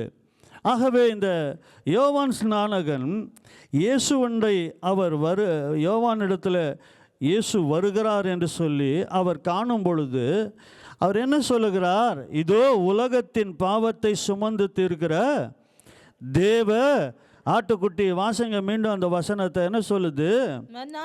மறுநாளிலே யோவான் இயேசுவை தன்னிடத்தில் வர கண்டு, இதோ உலகத்தின் பாவத்தை சுமந்து தீர்க்கிற ஆட்டுக்குட்டி. அன்பான தேவனுடைய பிள்ளைகளே, இந்த காரியங்கள் உலகம் முழுவதுமாய் இன்றைக்கும் ஆண்டவரை பற்றி சொல்லுகிறதை பார்க்கிறோம். இயேசுவே மெய்யான தேவன், அவர் ஒருவர் தான் மனுக்குலத்திற்காக மரித்து உயிர்த்தெழுந்து இன்றைக்கும் உயிரோடு இருக்கிறார் என்று சொல்லி. ஆனால் எத்தனை பேர் இந்த காரியத்துக்கு செவி கொடுக்கிறார்கள்? எத்தனை பேர் இதற்கு தங்களை அர்ப்பணிக்கிறார்கள்? இதுதான் அன்பான தேவனுடைய பிள்ளைகளை இன்றைக்கு நாங்கள் பார்க்க போகிறோம். இதோ அந்த இடத்துல அவர் சொல்றாரு பாருங்களேன், உலகத்தின் பாவத்தை. அவர் பாருங்களேன், உன்னுடைய என்னுடைய பாவத்தை மாத்திரமல்ல, அகில உலகத்தின் எல்லா பாவங்களை சுமந்து தீர்க்கிற அந்த ஆண்டவராகிய கர்த்தர் அவர் எப்படியாய் காணப்படுகிறாரா? யோவான் ஸ்நானகன் சொல்றார், இது தேவ ஆட்டுக்குட்டி என்று சொல்லி. ஆகவே அன்பான தேவனுடைய பிள்ளைகளே, ஏன் அதை சொல்ல வேணும்? ஆனால் அந்த இடத்துல தாவீது சொல்லுகிறான், நான் நல்ல மெய்ப்பன், இதோ நான் கர்த்தரை மெய்ப்பராய் கொண்டு இருக்கிறேன், அவர் எனக்காக புல்லுள்ள இடங்களிலே என்ன பண்ணுவார்? என்னை மேய்த்து அமர்ந்த தண்ணீர் அண்டையிலே என்னை கொண்டு போய் விடுகிறார் என்று சொல்லி. நான் மரண இருளின் பள்ளத்தாக்கில் நடந்தாலும் பொல்லாப்பு என்னை நேரிடாது, என்னை கைவிடாத தேவன் என்னோடு கூட இருக்கிறார் என்று தாவீது சொல்லுகிறதை பார்க்கிறோம். ஆகவே அன்பான தேவனுடைய பிள்ளைகளே, இன்றைக்கு எங்கள் வாழ்க்கையில் எங்கள் பாவங்களை சுமந்து தீர்த்த அந்த தேவ ஆட்டுக்குட்டியாய் ஏன் இந்த பூமியில் காணப்பட்டார், அதுதான் இன்றைக்கு இதோ நாங்கள் பார்க்க போகிறோம். அன்பான தேவனுடைய பிள்ளைகளே, மாத்திரமல்ல அன்பானவர்களே, எபிரியருக்கு எழுதின நிருபத்தில் பாருங்களேன், 2வது அதிகாரத்தில் நாங்கள் எடுத்து வாசிக்கும் பொழுது, தேவன் ஏன் மனித சாயலாய் வர வேண்டும், அவர் மனிதனாய் ஏன் வர வேண்டும் என்று சொல்லி நாங்கள் பார்க்கும் பொழுது, எபிரியர் 2ஆம் அதிகாரத்தில் பாருங்களேன் என்ன சொல்லுகிறது. எடுத்து வாசிங்க அந்த வசனத்தை. அவர் மாமிசத்தை 14வது வசனத்தை வாசிங்க. எபிரியர் 2:14 வாசிக்கிறார்கள். எடுத்து வாசிங்க. ஆதலால் பிள்ளைகள் மாமிசத்தையும் இரத்தத்தையும் உடையவராய் இருக்க. பாருங்களேன், தேவன் ஏன் மனிதனாய் வந்தாராம்? ஏன் என்று சொன்னால், அவர் படைத்த அந்த பிள்ளை, அந்த மனிதன் மாமிசத்தினாலே உருவாக்கப்பட்டு இருக்கிறான். அவன் மாமிசத்தையும் இரத்தத்தையும் உடையவனாய் இருக்கிறபடினாலே, ஆதலால் பிள்ளைகள் மாமிசத்தையும் இரத்தத்தையும் உடையவர்களாய் இருக்க. வாசிங்க. அவரும் அவர்களைப் போல மாமிசத்தையும் இரத்தத்தையும் உடையவராய் ஆனார். மரணத்துக்கு அதிகாரியான பிசாசானவனை தமது மரணத்தினாலே அழிக்கும்படியாய் இயேசு மனிதனாய் இந்த பூமியில வந்தார் என்று சொல்லி பார்க்கிறோம். கீழே வாசிக்கும் பொழுது, இதோ ஜீவ காலமெல்லாம் மரண பயத்தில் வாழ்ந்த ஜனங்களை விடுவிக்கவே இயேசு இதோ மனித சாயலாய் வந்தார். ஆகவே அந்த இயேசு கிறிஸ்துவை தான் யோவா ஸ்நானகன் அந்த இடத்துல சொல்லுகிறார், இதோ பாவத்தை சுமந்து தீர்க்கிற தேவ ஆட்டுக்குட்டி என்று சொல்லி. இன்றைக்கு அன்பான தேவனுடைய பிள்ளைகளே, தேவ சமூகம் எத்தனை மேன்மையானது என்று சொல்லி ஏன் ரட்சிக்கப்பட்ட பிள்ளைகளுக்கு தெரியவே தெரியல. நான் சொல்லுகிறேன், ஏன் என்று சொன்னால், எங்கள் வாழ்க்கையில் அது எதற்காக அழைக்கிறார். இன்றைக்கு பார்க்குறோம், நாங்கள் உலகத்தில் அநேக காரியங்களை நாங்கள் பார்க்குறோம். நான் வேதத்துக்குள்ளாக, நாங்கள் வசனத்துக்கூடாக நான் சொல்லி காட்டுகிறேன். இன்றைக்கு அந்த வசனங்கள் இன்றைக்கு நடக்கிறது, செயல்படுகிறது. எங்கள் வாழ்க்கையில் அது அப்படியே நடந்து கொண்டு இருக்கிறதை பார்க்க முடிகிறது. இன்றைக்கு ஒரு தேவ பிள்ளைகள், தேவ சமூகம் என்று சொன்னால், அது ஏதோ ஒரு கட்டாயத்துக்காகவோ, ஏதோ ஒரு அவங்க வாழ்க்கையில் ஏதோ பல்ல கடிச்சு கொண்டு எதுக்காகவோ அவங்க கூப்பிடுறாங்க, அப்படியாய் ஆண்டவருடைய சமூகத்துக்கு வருவது சில பேர். இல்லை சில பேர் ஏதோ ஒரு காரியங்களை பெற்று செல்ல வருவது, இல்லை எங்களுக்கு எங்கள் காரியங்கள் இப்படியா இருக்கிறது, பொறுப்பு இருக்கிறது, அப்படியா என்று சொல்லி கூட எண்ணலாம். அப்படி அல்ல அன்பான தேவனுடைய பிள்ளைகளே. அந்த தேவன் ஏன் எங்கள் பாவங்களை சுமந்து தீர்க்க வேண்டும், ஏன் மாமிசத்தின் ரத்தத்தில் வர வேண்டும்? இன்றைக்கு அந்த வாலிப கூட்டத்தில் கொஞ்சம் யோசித்து பாருங்க, எத்தனை பேர் அதை கேட்குறாங்க, எத்தனை பேர் இருக்கிறோம்.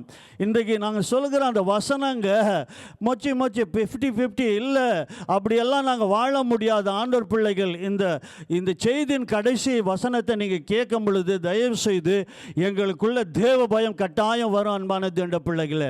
ஆகவே இந்த இடத்துல பாருங்களேன், அவர் ஆட்டுக்குட்டியாய் வர காரணம் என்ன? ஏன் உனக்காக அவர் பலியாய் இந்த இடத்துல அவர் வர வேண்டும்? ஏன் உன் பாவத்தை அவர் சுமக்க வேண்டும்? ஏன் என்று சொன்னால், உன்னால் அதிலிருந்து விடுபட முடியாது. தேவன் அதை அறிந்தார். ஆகவே தான் தன் சொந்த மகனையே பிதாவான தேவன் இயேசுவாய் இந்த பூமியில் எங்களுக்காக அவர் கொடுத்து இவ்வளவாய் அன்பு செய்தார் என்று சொல்லி பார்க்கிறோம். ஆகவே இதோ மாமிசத்தையும் இரத்தத்தையும் உடைய இதோ பிள்ளைகளுக்கு நானும் மாமிசமும் இரத்தமும் உங்களுக்கு தெரியுங்களாங்க. இந்த மாமிசத்தில் அவர் வரும் பொழுது நாங்கள் சங்கீதம் 8 பார்க்குறோம், தேவ தூதரிலும் மனிதர்களை சற்று சிறியவனாக்கினார் என்று சொல்லி. அவர் பெரிய தேவன், வல்லமை உள்ள தேவன், ஏங்க அவர் சிறியவனாய் அந்த ரூபம் எடுக்கணும்? ஏன் அந்த சாயலில் வரணும்? என்னைக்கு நான் யோசிக்கிறோமா, சர்வ வல்லமுள்ள கடவுள் மனித சாயலானார், இதெல்லாம் சொல்கிறோம். ஆனால் தேவ தூதரிலும் சற்று சிறியவனாய் மனிதனை தேவன் படைத்தாராம். அந்த கோலத்தை இயேசு தன்னை ஒப்பு கொடுத்தார், ஏற்றுக்கொண்டார். உனக்காக எனக்காக நம் மேலே வைத்த அன்பின் நிமித்தம். ஆனால் அன்பானவர்களே, தேவ சமூகம் அது பேரானந்தம், அது ஒரு இன்விடேஷன் கொடுக்கப்படுகிறது. ஒவ்வொரு நாட்களிலும் ஒவ்வொரு க்ஷணமும் உங்களுக்கு அழைப்பை கொடுக்கிறது. அதுதான் இன்றைக்கு நாங்கள் பார்க்க போகிறோம் வசனத்துக்கூடாக. அதை அறிந்து கொள்ளாமல் உணராமல் இன்றைக்கு நாங்கள் இருப்போம் என்று சொன்னால் அந்தோ பரிதாபம். நான் முன்னே சொன்னது போல முன்னோரெல்லாம் பின்னால் ஓடிடுவீங்க. பின்னால் இருக்கிறவெல்லாம் முன்னால் போய் ஆண்டவருடைய சமூகத்தை அவங்க தேடி ஓடிடுவாங்க. ஆகவே இன்றைக்கு தயவு செய்து எங்கள் வாழ்க்கையில் ஏன் இந்த காரியங்கள் இருக்கிறது என்று எங்களை ஆராய்ந்து பார்க்க தேவன் அழைக்கிறார். ஆகவே இதோ அவர் தேவ ஆட்டுக்குட்டியாய் வந்தார்.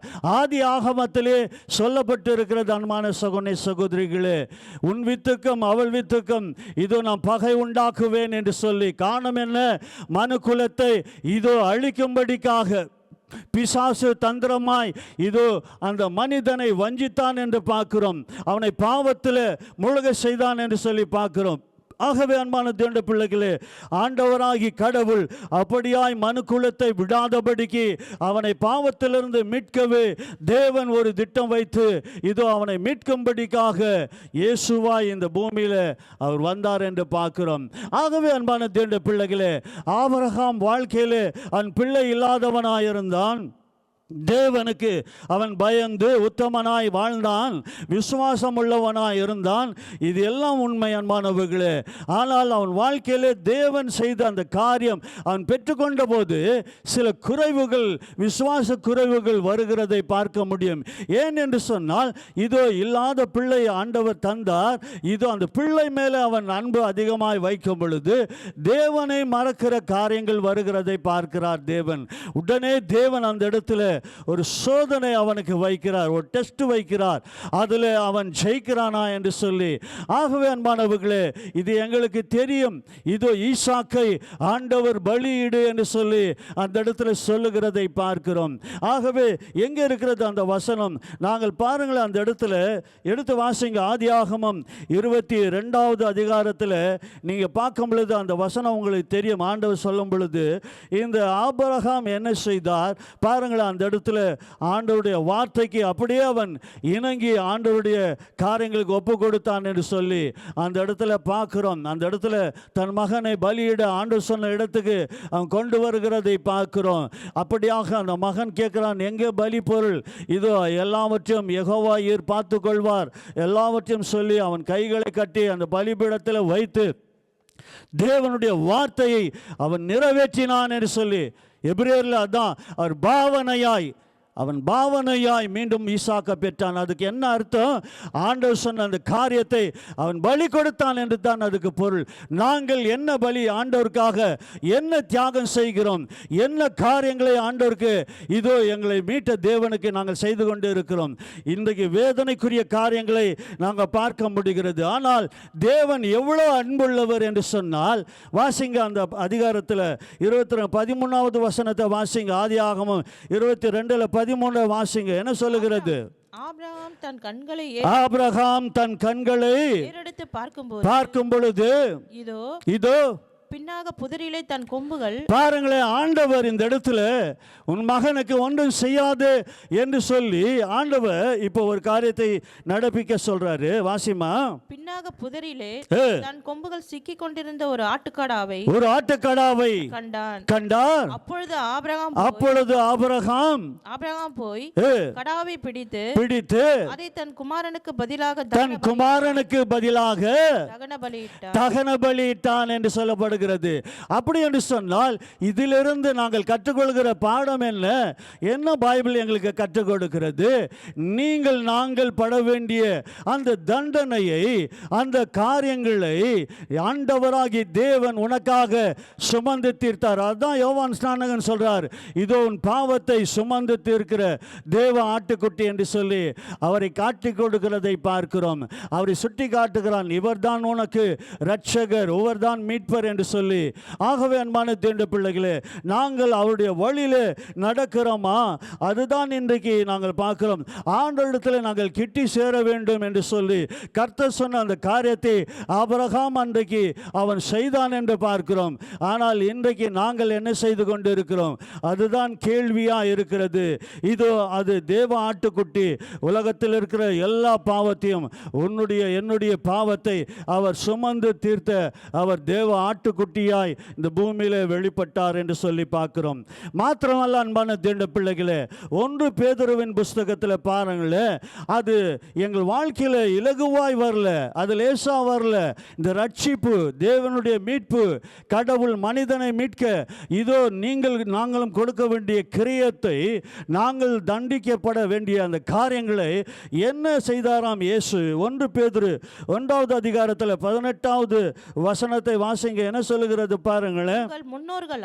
எங்கள் முன்னோர்களால் பாரம்பரியமாய் நீங்கள் அனுசரித்து வந்த வீணான நடத்தை நின்று அழிவுள்ள வஸ்துக்களாகிய வெள்ளியினாலும் மீட்கப்படாமல். பாருங்களேன், பழைய ஏற்பாடுல அங்கு காளைகளையும் மாடுகளையும் பாருங்களேன், அந்த ஆடுகளையும் பலி கொடுத்து அந்த இடத்துல பாவ மன்னிப்புக்காக அவர்கள் அப்படியாய் நடத்தப்பட்டார்கள். ஆனால் இங்கே பார்க்கிறோம், உங்கள் முன்னோர்களையும் பாரம்பரியமாய் நீங்கள் அனுசரித்து வந்த வீணான நடக்கை என்று, அது அழிவுள்ள வஸ்து என்று பைபிள் சொல்லுகிறது. நீங்கள் எப்படியாய் மீட்கப்பட்டீர்களா? வெள்ளினாலும் பொல்லினாலும் அல்ல. வாசிங்க 19வது வசனம். குற்றமில்லாத மாசற்ற பொறுமையா வாசிமா. குற்றமில்லாத மாசற்ற. அப்படி என்று சொன்னால் இந்த பூமியில் அன்பான தேவனுடைய பிள்ளைகளே, மனிதனுடைய பாவம் போக்க வேண்டும் என்று சொன்னால் ஒரு ரத்தம் அவனை கழுவி பரிசுத்தப்படுத்த வேண்டும்.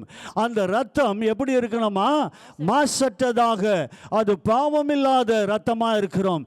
ஆகவே அன்பான தேவனுடைய பிள்ளைகளே, இயேசு மாத்திரம்தான் இந்த உலகத்தில் மனிதனாய் வந்து மாசற்றவராய் பாவம் இல்லாமல் அவர் தங்களுக்காக எங்களுக்காக அவர் ஜீவனை தந்தார் என்று பார்க்கிறோம்.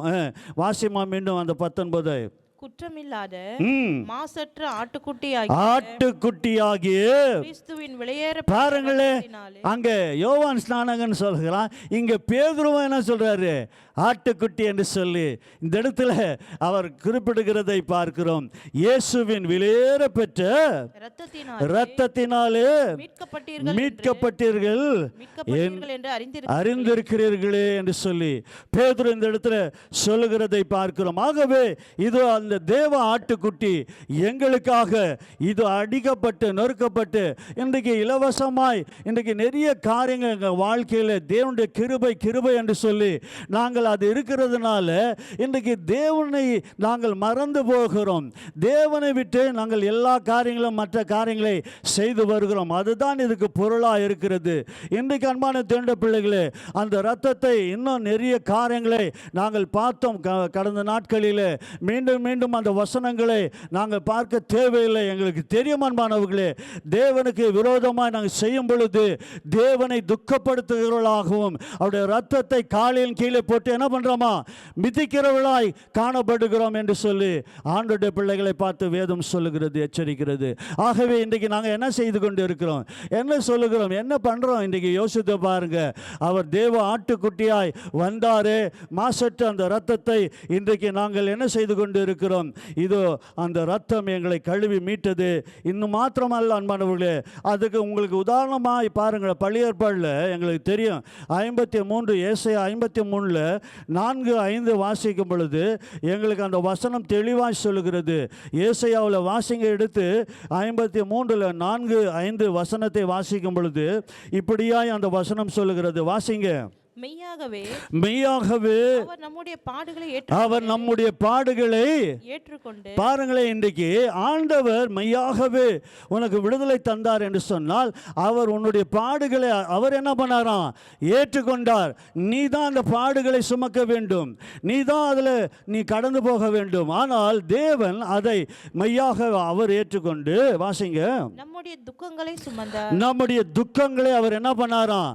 அவர் சுமந்தார். அன்பானவர்களே, எங்கள் துக்கத்தை அவர் என்னமா மாற்றினாராம்? அவர் சந்தோஷமாய் மாற்றினார். ஆனால் தேவனை சந்தோஷப்படுத்த நாங்கள் தயாராக இருக்கிறோமா, இல்லை அவரை துக்கப்படுத்துகிறோமா? இன்றைக்கு யோசித்து பாருங்க. தேவனை சந்தோஷப்படுத்துகிற பிள்ளைகளை தான் தேவன் ஆசீர்வதிப்பார். தேவன் அவன் மேலே பிரியமாக இருப்பார். ஆகவே இன்றைக்கு தேவனை துக்கப்படுத்துகிற காரியங்களை செய்து கொண்டு இருக்கிறோமா? வாசிங்க, 4:5 வாசிங்க. நாமோ அவர் தேவனால் அடிபட்டு வாதிக்கப்பட்டு நாங்கள் என்னவோ காரியங்களை இப்படியாக நாங்கள் இந்த சர்ச்சுக்கு வாப்பா, ஆண்டவர் சமூகத்தை வாப்பா, நீங்கள் ஆண்டவரை தேடுங்கப்பா, பைபிள் வாசிங்க, ஜெபிங்க, நீங்கள் ஆண்டவருக்காக கொடுங்க, இதெல்லாம் ஆண்டவருடைய காரியங்களை சொல்லும் பொழுது நாங்கள் ஏதோ ஒரு காரியங்களை எங்களை மேன்மையாக வைத்துக்கொண்டு போனால் போட்டோம் என்று சொல்லி, அப்படியா? இல்லவே இல்லை. உன் துக்கத்தை மாற்ற ஒருவராலும் முடியவே முடியாது. இயேசு உன் துக்கத்தை மாற்றினாரே, நீங்கள் அவருக்கு என்ன செய்கிறீங்க?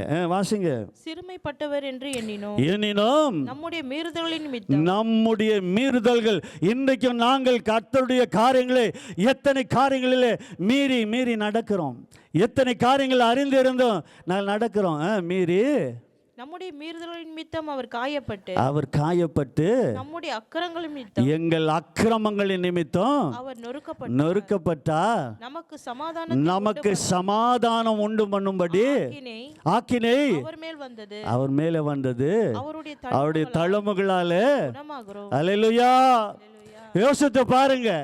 அக்கிரமமும் சமாதானம் இல்லாத காரியங்களுக்கு கர்த்தர் இதோ உனக்கு எனக்கு சமாதானத்தை தந்தாரே, உன் அக்கிரமத்தை எல்லாம் மன்னித்தாரே, என்னுடைய பாவங்கள் மன்னிக்கப்பட்டதோ அவன் பாக்கியவான். சங்கீதம் 33 வாசித்து பாருங்க. அங்கே சொல்லுது, என்னுடைய அக்கிரமங்களை கர்த்தர் எண்ணாத நினைக்காத இருக்கிறாரோ அவன்தான் என்னது பாக்கியவான். எங்கள் அக்கிரமங்களை தேவன் நினைக்கும்படிக்கு இன்னும் அதுக்குள்ளே இருக்கிறோமா? அதை விட்டு நாங்கள் மனம் திரும்பி நாங்கள் வந்திருக்கிறோமா? யோசித்து பாருங்கள் அன்பான தேவனுடைய பிள்ளைகளே. தயவு செய்து இன்றைக்கு உனக்காக எனக்காக அவர் அடிக்கப்பட்டார். மாத்திரமல்ல அவருடைய தழும்புகளால் குணமாவியர்கள் என்று சொல்லப்படுகிறது. ஆனால் பேதுரு புஸ்தகத்தில் என்ன சொல்லுது தெரியுமா? அந்த இடத்துல பாருங்களேன், 1 பேதுரு 2ஆம் அதிகாரத்தில் பாருங்களேன், அந்த இடத்துல என்ன சொல்லுகிறது பாருங்கள். வாசிங்க, 24வது வசனத்தை வாசிமா. நாம் பாவங்களுக்கு செத்து நீதிக்கு பிழைத்திருக்கும்படிக்கு அவர் தாமே தமது சரீரத்திலே நம்முடைய பாவங்களை சிலுவையின் மேல் சுமந்தார். விளங்குதா? உனக்காக எனக்காக அந்த சிலுவையை அவர் சுமந்தாராம். வாசிங்க. அவருடைய தழும்புகளாலே குணமானீர்கள். அங்க குணமாவீர்கள் என்று சொல்லப்படுகிறது. புதிய ஏற்பாடில் நீங்கள் குணமானீர்கள் என்று சொல்லி எங்களை ஆண்டவர் குணமாக்கினாரே. எத்தனை காரியங்கள் சொல்லிக்கொண்டே போகலாம். எத்தனை காரியங்களை எங்களை விடுவித்தாரே. எங்கள் கண்ணீரை களிப்பாய் மாற்றினாரே. எங்கள் வேதனைகளை மாற்றினாரே. இதோ இன்றைக்கு கர்த்தருடைய அந்த காரியங்களுக்கு நாங்கள் என்ன செய்கிறோம்? அந்த யோவான் ஸ்நானகனை போல இயேசுவை பறைசாற்றுகிறோமா? அன்பான தேவனுடைய பிள்ளைகளே, இதோ தேவ ஆட்டுக்குட்டி. அவர் சொல்கிறார், யோவான் ஸ்நானகன், நான் சிறுகவும் இயேசு பெருகவும். அல்லேலூயா. அவரை பெருகி அவரை மேன்மையாய் காட்டுகிறதை பார்க்கிறோம். ஆகவே அன்பானவர்களே, யோவான் ஸ்நானகன் ஆண்டவர் இயேசுவோடு 3 மாதம் பெரியவர். ஆனால் அவர் என்ன சொல்றாரு? அவர் பெருகிறோம். ஏன்? அவர் தான் பெரியவர். அவர் இதோ இந்த உலகம் தோற்றம் உண்டாவதற்கு முன்பாகவே இருக்கிற கர்த்தர் இயேசு என்று அறிந்திருந்தார். ஆகவே நாங்கள் இன்றைக்கு தேவனை துக்கப்படுத்துகிறவர்களாய் இன்னும் அக்கிரமங்கள் அநியாயங்களை செய்து கொண்டு இருக்கிறோமா? இல்லை அன்பான தேவனுடைய பிள்ளைகளே. இதோ கிரயத்துக்கு 2வதாக இதோ அந்த ஆட்டுக்குட்டியாய் எங்களுக்கு ரத்தம் சிந்தி மீட்ட அந்த தேவனை இன்றைக்கு நாங்கள் அவருடைய வழியில் நடக்க நாங்கள் ஆயத்தமாக இருக்கிறோமா? இல்லை கர்த்தருக்கு விரோதமாய் செயல்படுகிறோமா? அடுத்ததாக பாருங்களேன், இன்னொரு காரியம் வேதம் சொல்லுகிறது. இந்த தேவ ஆட்டுக்குட்டி எப்படியெல்லாம் எங்களை நடத்தினார் என்று சொல்லி 1 யோவான் 2ஆம் அதிகாரத்தில் பாருங்களேன். 1 யோவான் 2ஆம் அதிகாரம் 1-2 வசனங்களை வாசிக்கும் பொழுது இங்கே என்ன சொல்லுகிறது? வாசிங்க. 1 யோவான் பாருங்களேன், 2வது அதிகாரத்தில் 1-2 வசனங்களை வாசிக்கும் பொழுது, என் பிள்ளைகளே, பாருங்களேன், நாங்கள் ஆண்டவரை அறியாது இருக்கும் பொழுது நாங்கள் தேவனுடைய பிள்ளைகளாக இருக்கல, நாங்கள் பிசாசின் பிள்ளைகளாய். காரணம் என்ன? அவனுடைய வழிநடத்தில், அவன் பாவத்திலும் அக்கிரமத்திலும் அநியாயத்தில் இருக்கும் பொழுது நாங்கள் தேவ பிள்ளையாக இருக்க இயலாது. ஆகவே தேவனுக்கு விரோதமாக இருந்தோம், இருளில் இருந்தோம், நாங்கள் பாவ சாபத்தில் இருந்தோம். ஆனால் இப்பொழுது அந்த மீட்கப்பட்ட கிரயத்தை கொடுத்து உன்னை மீட்ட இயேசுவின் பிள்ளைகளை பார்த்து ஆண்டவர் வசனம் சொல்லுகிறது. வாசிமா. என் பிள்ளைகளே, நீங்கள் பாவம் செய்யாதபடிக்கு இவைகளை உங்களுக்கு எழுதுகிறேன். ஒருவன் பாவம் செய்வானானால் நீதிபரராய் இருக்கிற இயேசு கிறிஸ்து நமக்காக பிதாவினிடத்தில் பரிந்து பேசுகிறவராய் இருக்கிறார். நம்முடைய பாவங்களை நிவர்த்தி செய்கிற கிருபாதார பலி அவரே என்று சொல்லி இந்த வசனம் சொல்லுகிறது. ஆகவே அன்பான சகோதரனே சகோதரிகளே, அப்போ அந்த பலி என்னவா?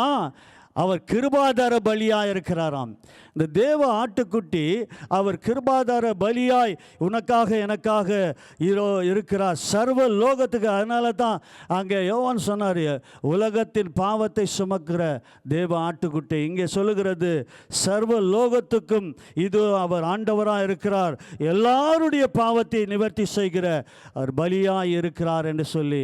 ஆனால் இன்றைக்கு எனக்காக பலியான அந்த இயேசுவை அறிந்திருந்தும் நாங்கள் அந்த காரியங்களிலே நாங்கள் ஒப்பு கொடுத்து ஆண்டவரை அண்டி நடக்கிறோமா? அதுக்கு நாங்கள் கிட்டி சேர்கிறோமா? தேவனை அண்டி கொள்கிறோமா? தேவனுக்கு ஏற்றதை செய்கிறோமா? இன்றைக்கு எங்களை ஆராய்ந்து பார்ப்போம் அன்பான தேவ பிள்ளைகளே. நாங்கள் அது மாத்திரமல்ல, தேவன் நாங்கள் ஆண்டவரை விட்டு போகும் பொழுது நாங்கள் நிறைய நேரத்தில் என்ன நினைக்கிறோம்? கடவுள் அன்புள்ளவர், அவர் நல்லவர், அவர் கிருபை உள்ளவர். இது எந்த மாற்றம் இல்லை.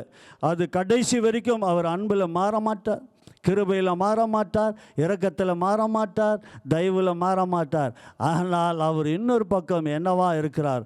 எடுத்து வாசிங்க, இந்த வசனம் என்ன சொல்லுகிறது பாருங்க. எடுத்து வாசிப்போம். அடுத்ததாக நாங்கள் பார்க்கும் பொழுது வெளிப்படுத்தலுக்கு எழுதின அந்த வெளிப்படுத்தல் வாசிங்களேன், 6வது அதிகாரத்தை எடுத்து வாசிங்க. இங்கே ஒரு காரியம் சொல்லப்படுகிறது. 6 பாருங்களேன், வெளிப்படுத்தல் 6 16-17 வாசிங்க. பர்வதங்களையும் பாருங்களேன், வாசிக்கிறாங்க. வாசிமா. பர்வதங்களையும் கண்மலைகளையும் நோக்கி நீங்கள் எங்கள் மேல் விழுந்து சிங்காசனத்தின் மேல் வீற்றிருக்கிறவருடைய முகத்திற்கும், சிங்காசனத்தின் மேல் வீற்றிருக்கிற இது அந்த ஆண்டவருடைய முகத்திற்கும் ஆட்டுக்குட்டியானவருடைய கோபத்திற்கும். விளங்குதா? மீண்டும் வாசிங்க அந்த பகுதியை வாசிங்க. சிங்காசனத்தில் மேல் வீட்டிருக்கிறவருடைய முகத்திற்கும் ஆட்டுக்குட்டியானவருடைய கோபத்திற்கும். என்னவா? கோபத்திற்கும். ஆட்டுக்குட்டி என்ன வருமா? என்ன வரும்?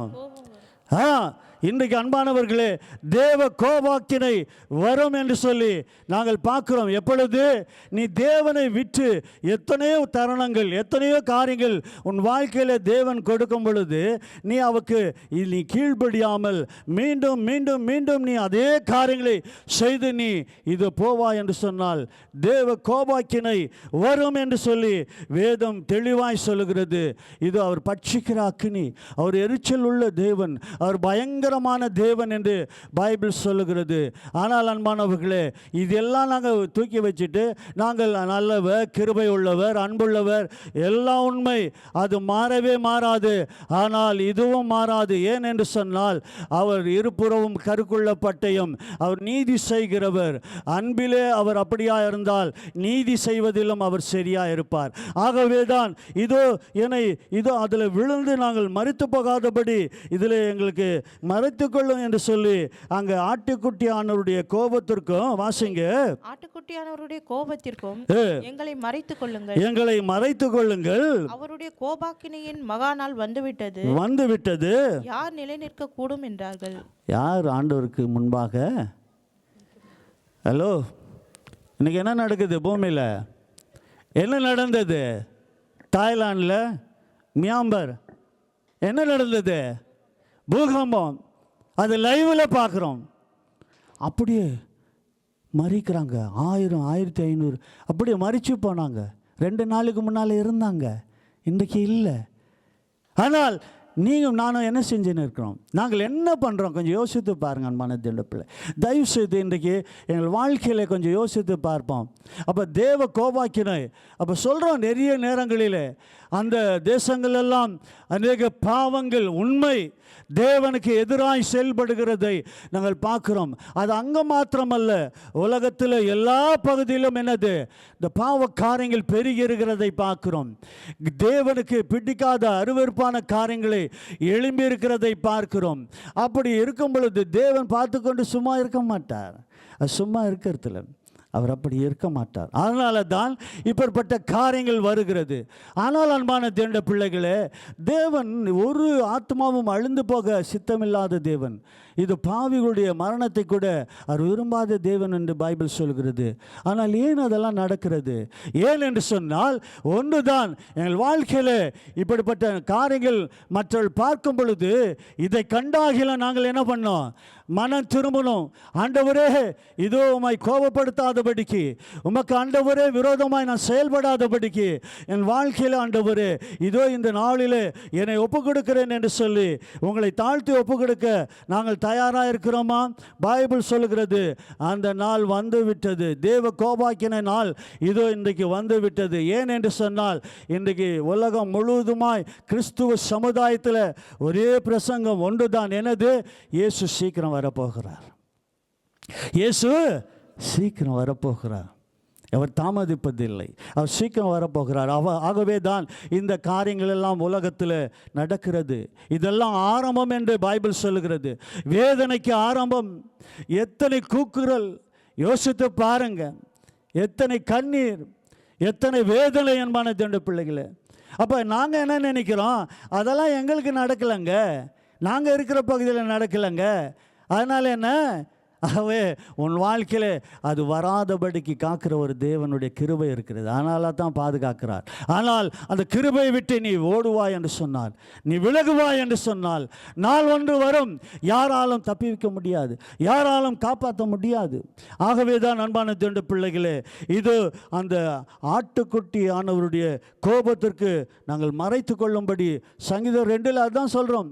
இதோ வழியில் நாங்கள் அழிந்து போகாதபடிக்கு இதோ மனுஷகுமாரனுடைய பாதத்தை நாங்கள் என்ன பண்ணலாமா, முத்தமிடுங்கள்.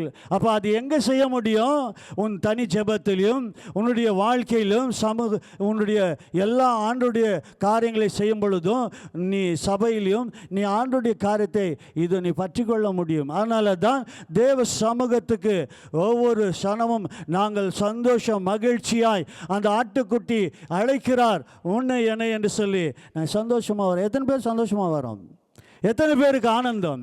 எத்தனை பேர் இன்றைக்கு வேதத்தின் காரியங்கள் இப்போ நடக்கிற காரியத்தை அப்படியே ஆண்டவர் சுட்டி காட்ட போகிறார். என்னது, எடுத்து வாசிங்க.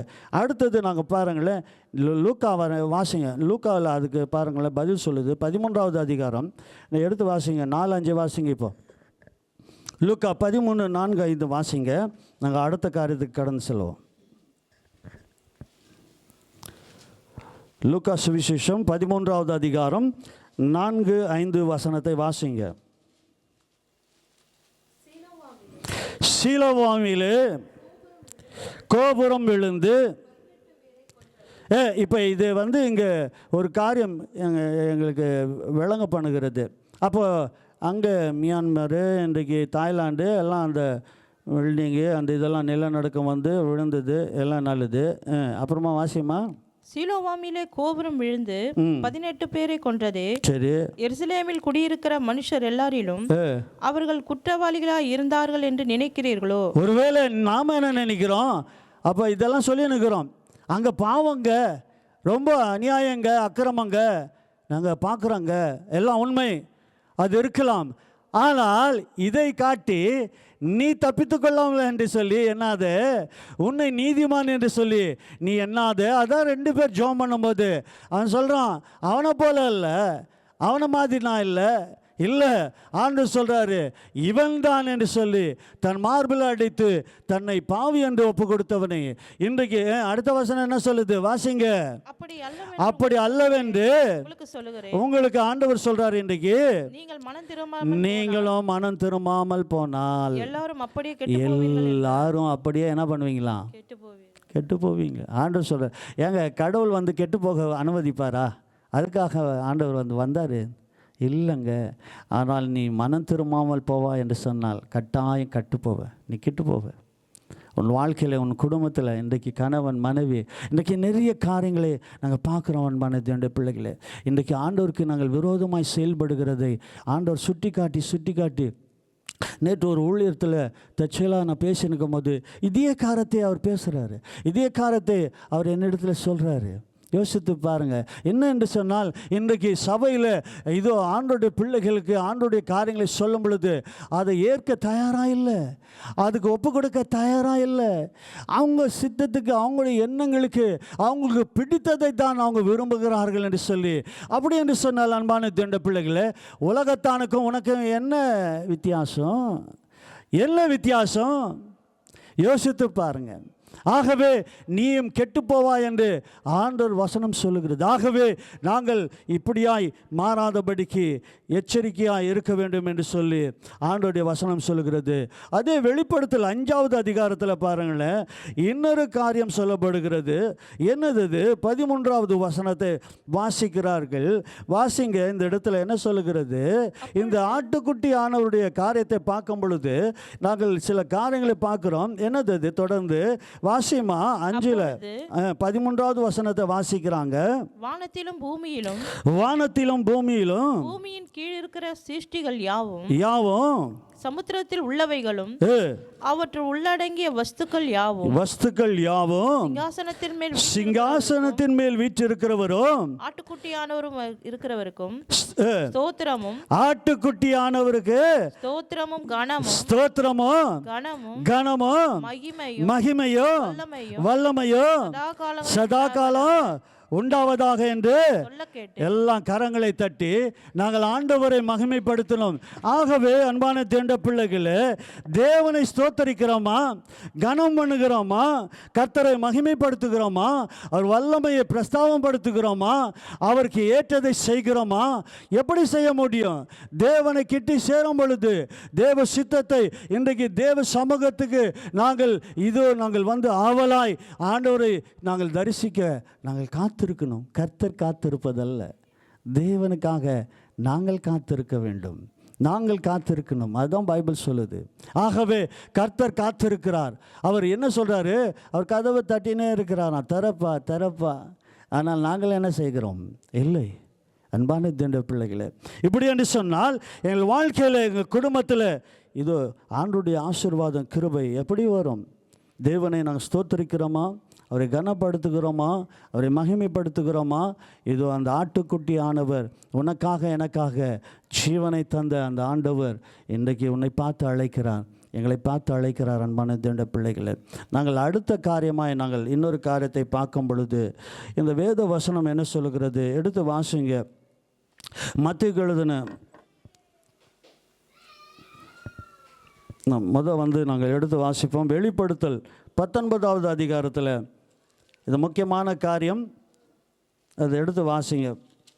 9வது வசனத்திலிருந்து வாசிக்கிறாங்க. பாருங்களேன் என்ன சொல்லுது? பின்னும் அவன் என்னை நோக்கி, ஆட்டுக்குட்டியானவரின் கல்யாண விருந்துக்கு அழைக்கப்பட்டவர்கள். கொஞ்சம் இருங்க, எல்லாரும் பைபிள் எடுத்துக்கொள்ளுங்க. அந்த வசனத்தை பாருங்கள். நான் அதான் சொன்னேன், இன்விடேஷன் கொடுக்குது ஒவ்வொரு ஆண்டோடைய சமூகத்துக்கு. ஆண்டவருக்கு என்ன சொல்லுது? வாசியம்மா. பின்னும் அவன் என்னை நோக்கி, உன்னை நோக்கி, என்னை நோக்கி, ஆட்டுக்குட்டியானவருடைய கல்யாண விருந்து அழைக்கப்பட்டவர்கள். எங்க நீங்க வரீங்களா? சபைக்கு வந்தாக்கா என்னதான் கல்யாண விருந்து. அங்க என்ன இருக்கும்? கல்யாணத்துல என்ன இருக்கும்? சந்தோஷம், சமாதானமா இருக்குதா? சந்தோஷம், குதூகலம், கொண்டாட்டம், பாட்டு, ஆடல் எல்லாம் இருக்குதா இல்லைங்களா? ஆனால் தேவ சமூகத்துக்கு வருகிற தேவ பிள்ளைகளே, உனக்கு இது தெரிஞ்சுக்கொண்டாக்கா நீ சந்தோஷமாக வருவாய். இன்றைக்கு பார்க்க போகிறோம் வேதத்தில் அதுக்கு என்னென்ன காரியங்களை இவர்கள் செய்கிறாங்க, நாங்கள் என்ன செஞ்சுன்னு இருக்கிறோம் அதுதான் பார்க்க போகிறோம். பாருங்களேன், ஆட்டுக்குட்டியானவருடைய கல்யாண விருந்துக்கு அழைக்கப்பட்ட விருந்துக்குங்க உங்களை என்னது விருந்துக்கு அழைக்கப்பட்டு இருக்கிறீங்க, அழைக்கப்பட்டவர்கள் பாக்கியவான்கள் என்று எழுது என்றார். மேலும் இவைகள் தேவனுடைய சத்தியமான வசனங்கள் என்று என்னுடனே சொன்னான். அல்லேலூயா. அப்ப இந்த தேவ வசனம் சத்தியம் உள்ளது. அப்படி என்று சொன்னால் இந்த ஆட்டுக்குட்டியானவருடைய கல்யாணத்துக்கு விருந்துக்கு வாப்பா என்று சொன்னால் நாங்கள் என்ன செய்கிறோம், நாங்கள் என்ன பண்ணுறோம், எந்த விருந்துக்கு ஓடி நிற்கிறோம், உலகத்தை ஓடுறோங்க. நான் பாருங்களேன், தயவுசெய்து விலகி கொள்ளணும். இப்போ ஒரு விருந்து ஒரு ஃபங்க்ஷன் கூப்பிடுறாங்க, அதுக்கெல்லாம் நான் விரோதி அல்ல, இல்லவே இல்லை. ஆனால் கர்த்தரை நாங்கள் முதல் வைக்கிறோமா, தேவனை நாங்கள் முதல் வைக்கிறோமா, தேவனுடைய அந்த கல்யாணத்துக்கு, அந்த ஆட்டுக்குட்டியானவருடைய கல்யாணம் அப்படி என்று சொன்னால் தேவ சமூகத்தில் கொஞ்சம் யோசித்து பாருங்கள், என்ன உண்டு அங்கே, சந்தோஷம், மகிழ்ச்சி, அவங்க சொன்ன அந்த சமாதானம், சந்தோஷம், எல்லா குதூகலம் அந்த இடத்துல, ஆரவாரம் அந்த இடத்துல, மகிமை எல்லாம் அந்த இடத்துல காணப்படும். ஆகவே தான் கர்த்தர் அழைக்கிறார், வாங்க என்று சொல்லி அந்த தேவ ஆட்டுக்குட்டியானுடைய கல்யாணத்துக்கு வாப்பா, முதலாவது என் ராஜ்யத்தை நீ தேடப்பா, என் நீதியை தேடப்பா. ஆனால் அன்பான தேண்ட பிள்ளைகளே, நாங்கள் என்ன செய்து கொண்டு இருக்கிறோம், இதுதான் பாருங்களேன், எடுத்து வாசிங்க. இப்போ மத்தேயு எழுதின சுவிசேஷ புஸ்தகத்தில் 22:1 சீக்கிரமாய் வாசிங்க. பாருங்களேன் என்ன சொல்லுகிறது. மத்தேயு 22 வாசிங்க, 1 10 முடிய வாசிக்கிறாங்க. தொடர்ந்து வாசிங்க, என்ன சொல்லுது. இயேசு மறுபடியும் அவர்களுடைய ஓமைகளாய் பேசி சொன்னது என்னவென்றால், பரலோக ராஜ்யம் தன் குமாரனுக்கு கல்யாணம் செய்த ஒரு ராஜாவுக்கு ஒப்பா இருக்கிறது. பாருங்களேன், கல்யாண விருந்துக்கு இந்த இடத்துல அது ஒப்பா இருக்கிறது. அழைக்கப்பட்டவர்களை கல்யாணத்திற்கு வர சொல்லும்படி அவன் தன் ஊழியக்காரனை அனுப்பினான். அவர்களோ வர மனதில்லாதிருந்தார்கள். அதோ நானா எழுதி வச்சேன். இதை நாங்க என்ன செய்யறோம், வாப்பா ஆண்டவர் சமூகத்துக்கு நீ நித்தம் தேடும். தேவ பிள்ளைகளுக்கு சொல்ல தேவையில்லை, அவங்களை கூப்பிட அவசியமே இல்லை. அவங்களுக்கு தெரியுமா தெரியாதா, தெரியும். தெரியாதவனை தான் அழைத்து வர வேண்டும். தெரிந்தவன் இன்றைக்கு என்ன செய்து கொண்டு இருக்கிறோம் பாருங்கள். இந்த இடத்துல அவன் மனதில்லாது இருந்தார்கள். வாசிங்க. அப்பொழுது அவன் வேறு ஊழியக்காரரை அழைத்து, தேவன் அப்படியே தேவ திட்டத்தை யாராலும் என்ன பண்ண முடியாது, தடுத்து நிறுத்தவே முடியாது. அது செயல்பட்டு கொண்டே இருக்கும். யாரும் தடை பண்ண முடியாது. வாசிங்க. அவன் வேறு ஊழியக்காரரை அழைத்து, நீங்கள் போய் இதோ என் விருந்தை ஆயத்தம் பண்ணினேன், என் எருதுகளும் கொழுத்த ஜந்துகளும் அடிக்கப்பட்டது, எல்லாம் ஆயத்தமாய் இருக்கிறது, கல்யாணத்துக்கு வாருங்கள் என்று அழைக்கப்பட்டவர்களுக்கு சொல்லுங்கள் என்று அனுப்பினான். என்னங்க இது, என்ன இதுக்கு அர்த்தம் தெரியுமா? தேவன் உனக்கு கொழுத்த என்னதான், செழிப்பானது, உன் வாழ்க்கையில் ஆசீர்வாதமானது எல்லாவற்றையும் நான் செய்து வச்சிருக்கிறேன், அது பெற்றுக்கொள்ள நீ வாப்பா என்று சொன்னால் இப்போ என்ன சொல்றாங்க, வாசிங்க. அழைக்கப்பட்டவர்களோ அதை அசட்டை பண்ணி, அன்பான தேண்ட பிள்ளைகளே, தேவனை அசட்டை பண்ணுவது அசட்டை அற்பமா. ஒருவன் தன் வயலுக்கும், இப்ப காரணம் சொல்லுவது அடுத்தது. அசட்டை பண்ணிட்டு காரணம் சொல்லுகிறான். ஒருவன் தன் வயலுக்கு, ஒருவன் தன் வியாபாரத்துக்கு போய்விட்டார்கள். மற்றவர்கள் அவன் ஊழியக்காரனை பிடித்து, இப்ப என்ன ஆயிட்டு தெரியுமா, இவனுங்களுக்கு வேற வேலையே இல்லைங்க, எப்போ பார்த்தாலும் இந்த அல்லேலூயா சொல்லிக்கிற இந்த நடத்துகிற ஊழியனை என்ன பண்ணோம், அடித்து. இன்றைக்கி ஒருத்தர் சொல்கிறாரு ஃபோனில், நான் உண்மையை சொல்கிறேங்க, தேவனையும் தேவ பிள்ளைகளை மனநோக வைத்தால் தேவன் கட்டாயம், நான் சொல்லுகிறேன், அது யாராக இருக்கட்டும், தயவுசெய்து அவங்க வாழ்க்கையில் நான் சொல்லுகிறேன், நான் என் வாழ்க்கையில் நான் கடந்து வந்த பாதைகளை நான் பார்க்குறேன், திரும்பி எப்பேற்பட்ட சூழ்நிலையெல்லாம் தேவன் நடத்தினதை பார்க்குறேன். ஆகவே அன்பானவர்களே, அவர்களுக்காக தியாகமாய் ஆண்டுடைய காரியங்களை சொல்லி கர்த்தரை நாங்கள் நடத்த முற்படும் பொழுது தேவனை துக்கப்படுத்தும் போது, தேவ பிள்ளைகளை துக்கப்படுத்தும் போது கட்டாயம் அன்பான தேவனுடைய பிள்ளைகளை அதனுடைய பலனை அவர்கள் பார்ப்பார்கள். இந்த இடத்துல பாருங்களேன், அவங்க என்ன செய்தார்களாம், வாசிங்க அந்த வசனத்தை. அவன் ஊழியக்காரரை பிடித்து அவமானப்படுத்தி கொலை செய்தார்களாம், கொல்லவே துணிந்தார்களாம். வாசிங்க. ராஜா அதை கேட்டு கோபமடைந்து, பார்த்தீர்களா, தேவ பிள்ளைகளுக்கு எதிராக செயல்படுது. அவரு காத்துன்னு அப்படியே சும்மா விட மாட்டார். அவர் ஒரு கண்ணத்தை அறிந்தா மறு கண்ணத்தை காட்டுன்னு சொன்ன அதே ஆண்டவர் இப்போ என்ன சொல்றாரு? அவர் கோபமடைந்து, ராஜா அதை கேள்விப்பட்டு கோபமடைந்து தன் சேனைகளை அனுப்பி அந்த கொலைபாதகரை அழித்து அவர்கள் பட்டணத்தையும் சுட்டெரித்தான். ஏங்க, இதெல்லாம் நான் எதனா கற்பனையா என்னுடைய இதை நான் சொன்னேன். அந்த கொலைபாதகர்களை என்ன பண்ணாராம்? அந்த ராஜா அழித்து போட்டானாம். அப்போ அழிந்து போகாதபடி நீ தப்பித்து கொள்ளத்தான் உனக்கு இன்றைக்கு சொல்லப்படுகிறது. ஆகவே வாசிங்க தொடர்ந்து. அப்பொழுது தன் ஊழியக்காரனை நோக்கி, கல்யாண விருந்தம் ஆயத்தமா இருக்கிறது, அழைக்கப்பட்டவர்களோ என்னவா இருக்கிறாங்க? அபாத்திரரா இருக்கிறாங்க. நீ பாத்திரமா இல்லை. தயவு செய்து அன்பான தேண்ட பிள்ளைகளே, நீ அபாத்திரமாய் நடந்து கொள்வாய் என்று சொன்னால் கர்த்தர் உன் வாழ்க்கையில் எப்படி பாத்திரமான காரியங்களை செய்வார் வரும் உன் வாழ்க்கையில். நீ சில காரியங்கள் உன் வாழ்க்கையில் நடக்கிறதை பார்த்து ஏமாந்து போகாது. அது கர்த்தர் உன் வாழ்க்கையில் கொண்டு வருவார் என்று சொன்னால் நீ கர்த்தரை முதல் வைப்பாய், கர்த்தரை நீ தேடுவாய். நான் சொல்ல முடியுங்க, என் வாழ்க்கையில் என்றைக்கு தேவன் என்னை ரட்சித்தார் அதிலிருந்து இது வரைக்கும் எத்தனையோ பள்ள மேடுங்கள், போராட்டங்கள். ஆனால் தேவனை விட்டு விலகாதபடிக்கு தேவன் என்னை காத்து கொண்டார். அல்லேலூயா, அல்லேலூயா. அப்போ பாருங்களேன், அவன் அபாத்திரமாய் போனார்கள். ஆகையால் நீங்கள் வழி சந்திகளிலே போய், இப்போ என்ன சொல்லுகிறது? வழி சந்திகளில் போய் காணப்படுகிற யாவரையும் கல்யாணத்துக்கு அழைத்து கொண்டு வாருங்கள் என்றார். நான் சொல்லுவேன் அடிக்கடிக்கு, இந்த யூடியூப்பில் சாட்சி பார்க்குறேன்னு. நான் 2 நாளைக்கு முன்னால் திடீரென்று இரவில் நான் பார்க்குறேன் ஒரு சாட்சி. திடீரென்று அது எனக்கு ஆச்சரியமாக போயிட்டு, ஒருத்தர் கேட்டுட்டு இன்னொன்று பார்த்தாக்கா அதில் என்னென்னா ஒரு யூடியூப் நடத்துகிற ஒரு தம்பி. என்னடா இது? பக்கத்தில் ஒரு பொண்ணு முக்காடெல்லாம் போட்டுன்னு இயேசுவை பற்றி, இந்த தம்பி யூடியூப் நடத்துவானே. அவன் அந்த தாய் தகப்பன் இந்த வயல்களை சமையலை சில உதவிகளை அது செய்கிற யூடியூப் எங்கள் ஒய்ஃபு பார்ப்பாங்க. அவன் நாய்களுக்கு பூனைகளுக்கு பால் ஊற்றுவாங்க, இதெல்லாம் செய்வாங்க. ஓகே, ஆனால் சில காலமாக அது பார்க்கலாம் அவங்க வரல. அன்றைக்கு திடீரென்று இது பார்த்தோன்னே என் ஒய்ஃபுக்கு நான் சொன்னேன், அம்மா இந்த பையன் ஃபோட்டோ இருக்குது, இது என்ன ஒன்று நான் போட்டு அந்த இடத்துல பார்த்தாக்கா என்ன தெரியுமா? அவங்க கிறிஸ்துவன் அல்ல, ரட்சிக்கப்பட்டவன் அல்ல, அவன் புறஜாதி என்று சொல்கிறோம். ஆனால் அன்பானவர்களே, அவனுக்கு திருமணம் ஆச்சு. பிறகு 2 மாதத்துலேயே அவன் பொண்டாட்டியும் புருஷனும் பிரிஞ்சிட்டாங்க. சரி, இப்படியா இருந்தது. ஆனால் இப்போ 2 பேரும் உக்காந்து நிற்கிற அந்த ஃபோட்டோ இயேசுவை பற்றி சொல்கிறாங்க. என்ன எனக்கு ஆச்சரியமாக போயிடுச்சு. நான் பிரமிச்சு போனேன். என்னடான்னு பார்த்தா போட்டு கேட்டாக்கா, இதோ இயேசு அவன் வாழ்க்கையில் என்ன பண்ணாராம்? அவன் வாழ்க்கையில் வந்தாராம். அவன் சொல்கிறான், இந்த பாடு பிரிவு ஒரு சின்ன பிரச்சனைகள்னால குடும்பத்தில் பகை கணவனும் மனைவியும் பிரிந்துட்டாங்க. ஆனால் அன்பான தீண்ட பிள்ளைகளே, அவன் மறைமுகமாக இயேசுக்கிட்ட போயிருக்கிறான். இயேசுவை அவன் அண்டி இருக்கிறான். அதே போல் அந்த பெண் வாழ்க்கையிலும் தேவன் இடைப்பட்டு 2 பேரும் சபைக்கு போய் ஆண்டவர் பிள்ளையாய் மாறி ரட்சிக்கப்பட்டு இப்போ 2 பேரும் என்ன பண்ணிட்டாங்க?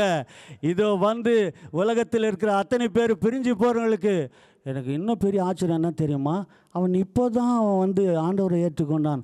அந்நிய பாஷையில் பேசி அவன் சொல்கிறான், தீர்க்க தரிசனம் சொல்கிறான். இந்த பகுதியில் பெங்களூரில் இந்த குடும்பம் பிரிஞ்சு இருக்கிறீங்க, மனைவி நீ போய் கணவன் இடத்துல மன்னிப்பு கேட்டு மனம் திரும்ப நீங்கள் ஒன்றா சேருங்க. அல்லேலூயா. அதான் இங்கே பார்க்குறோம். அடுத்தது பார்த்தாக்கா நேற்றுக்கு பார்க்குறேன், அவன் இப்போவே துவக்கிட்டான். அவன் டெய்லி அனுதினம் ஆண்டவர் சுவிசேஷ சொல்ல அவன் இப்போ அத்தை பண்ணுறானா என்னன்னு தெரியல. அந்த யூடியூப்பு இதை போட ஆரம்பிச்சிட்டான். பைபிளை வச்சுட்டு வந்துட்டான். இப்போ இயேசுவை போய் சொல்லி நிற்கிறான். அல்லேலூயா.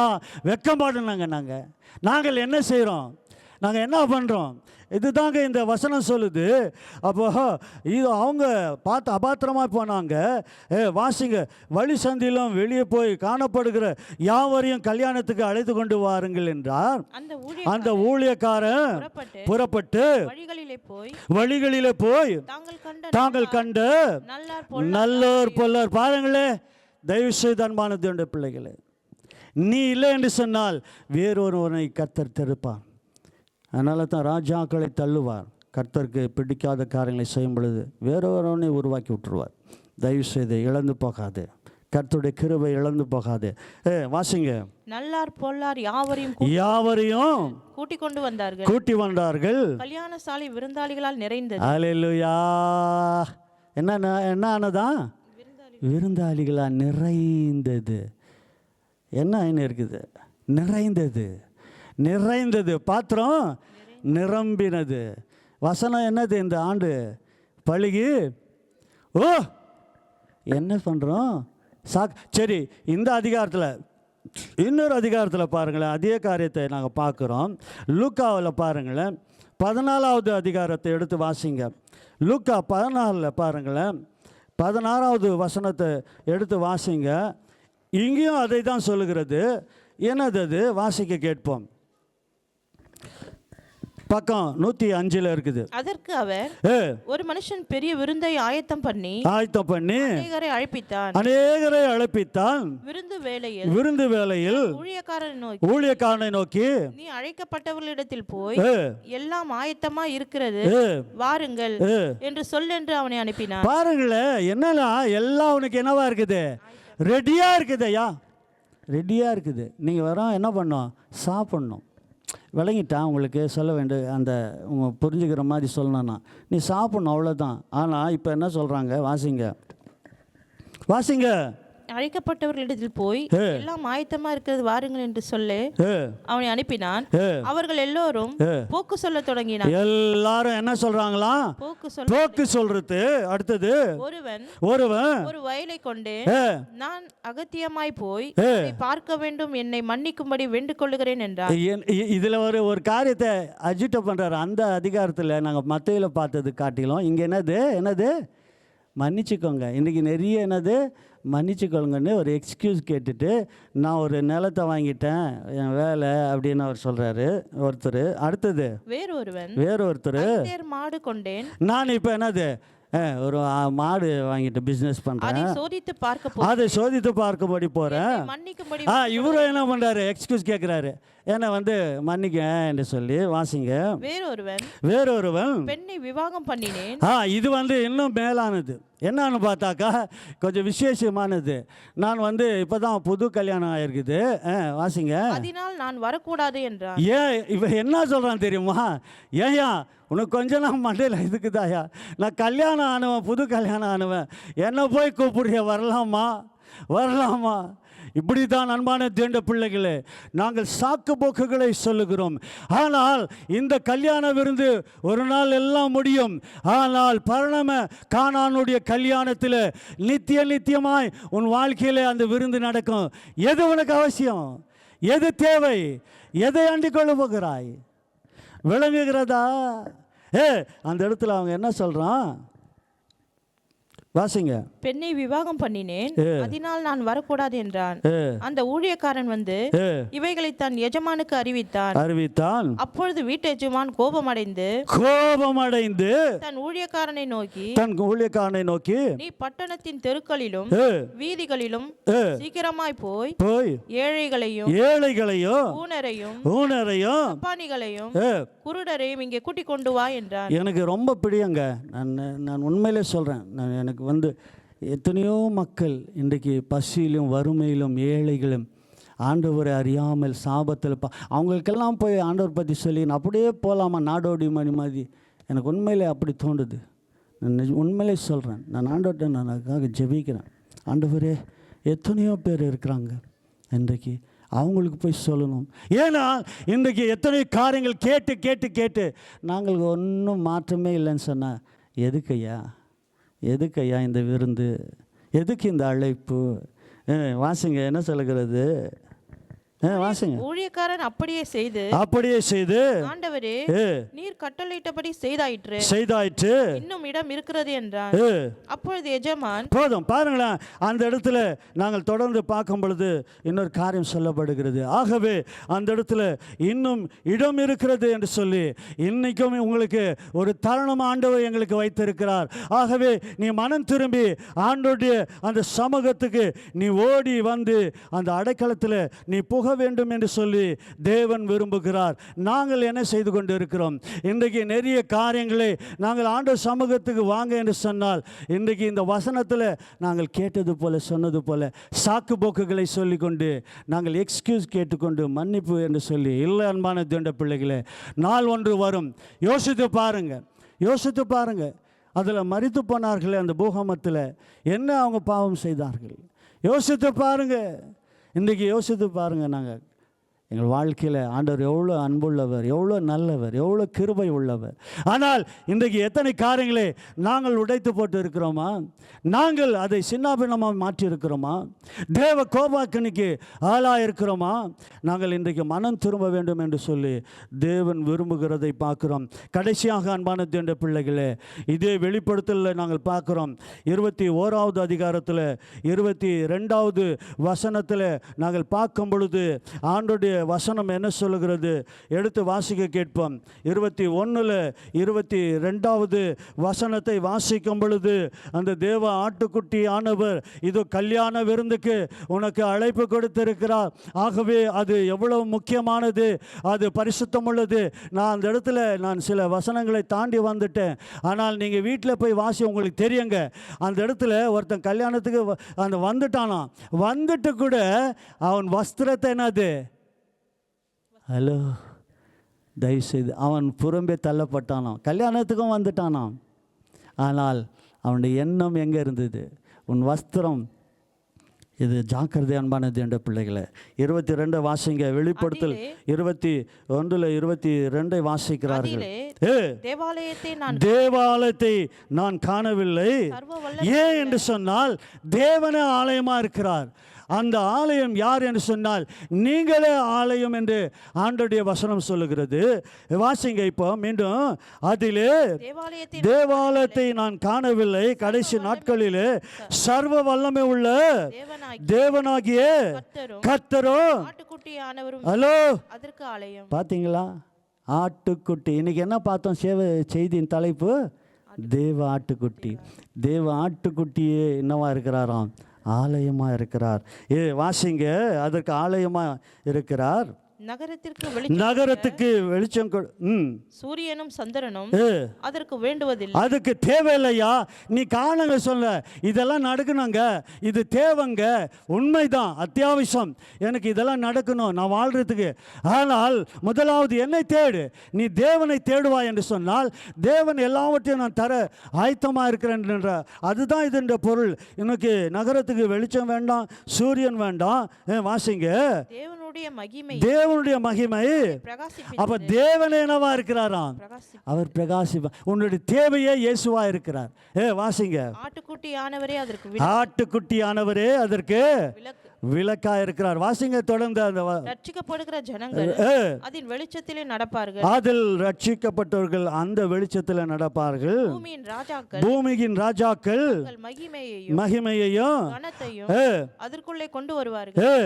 அங்கே ராக்காலம் இல்லாதபடியால் அந்த வாசல்கள் பகலிலே அடைக்கப்படுவதே இல்லை.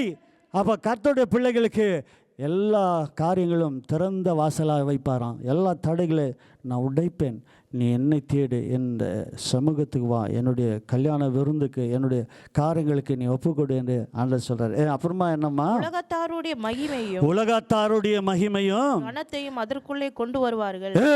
தீட்டுள்ளதும்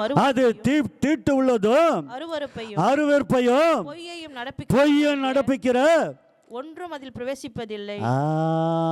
அப்போ ஆண்டோட சமூகத்தில் ஆண்டோட பிள்ளைகள் வாழ்க்கையில் தீட்டு உள்ளதும் தேவனுக்கு பிடிக்காததும் இங்கே அருவருப்பும் சொல்லப்படுகிறது, பொய் சொல்லுகிறது, ஒன்றும் அதில் என்ன பண்ணுறது இல்லையா, பிரவேசிப்பதில்லை.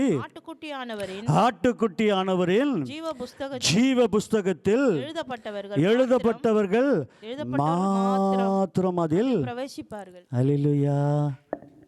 அப்போ இன்றைக்கு எங்கள் பேர் ஜீவ புஸ்தகத்தில் எழுதியிருக்கிறதா?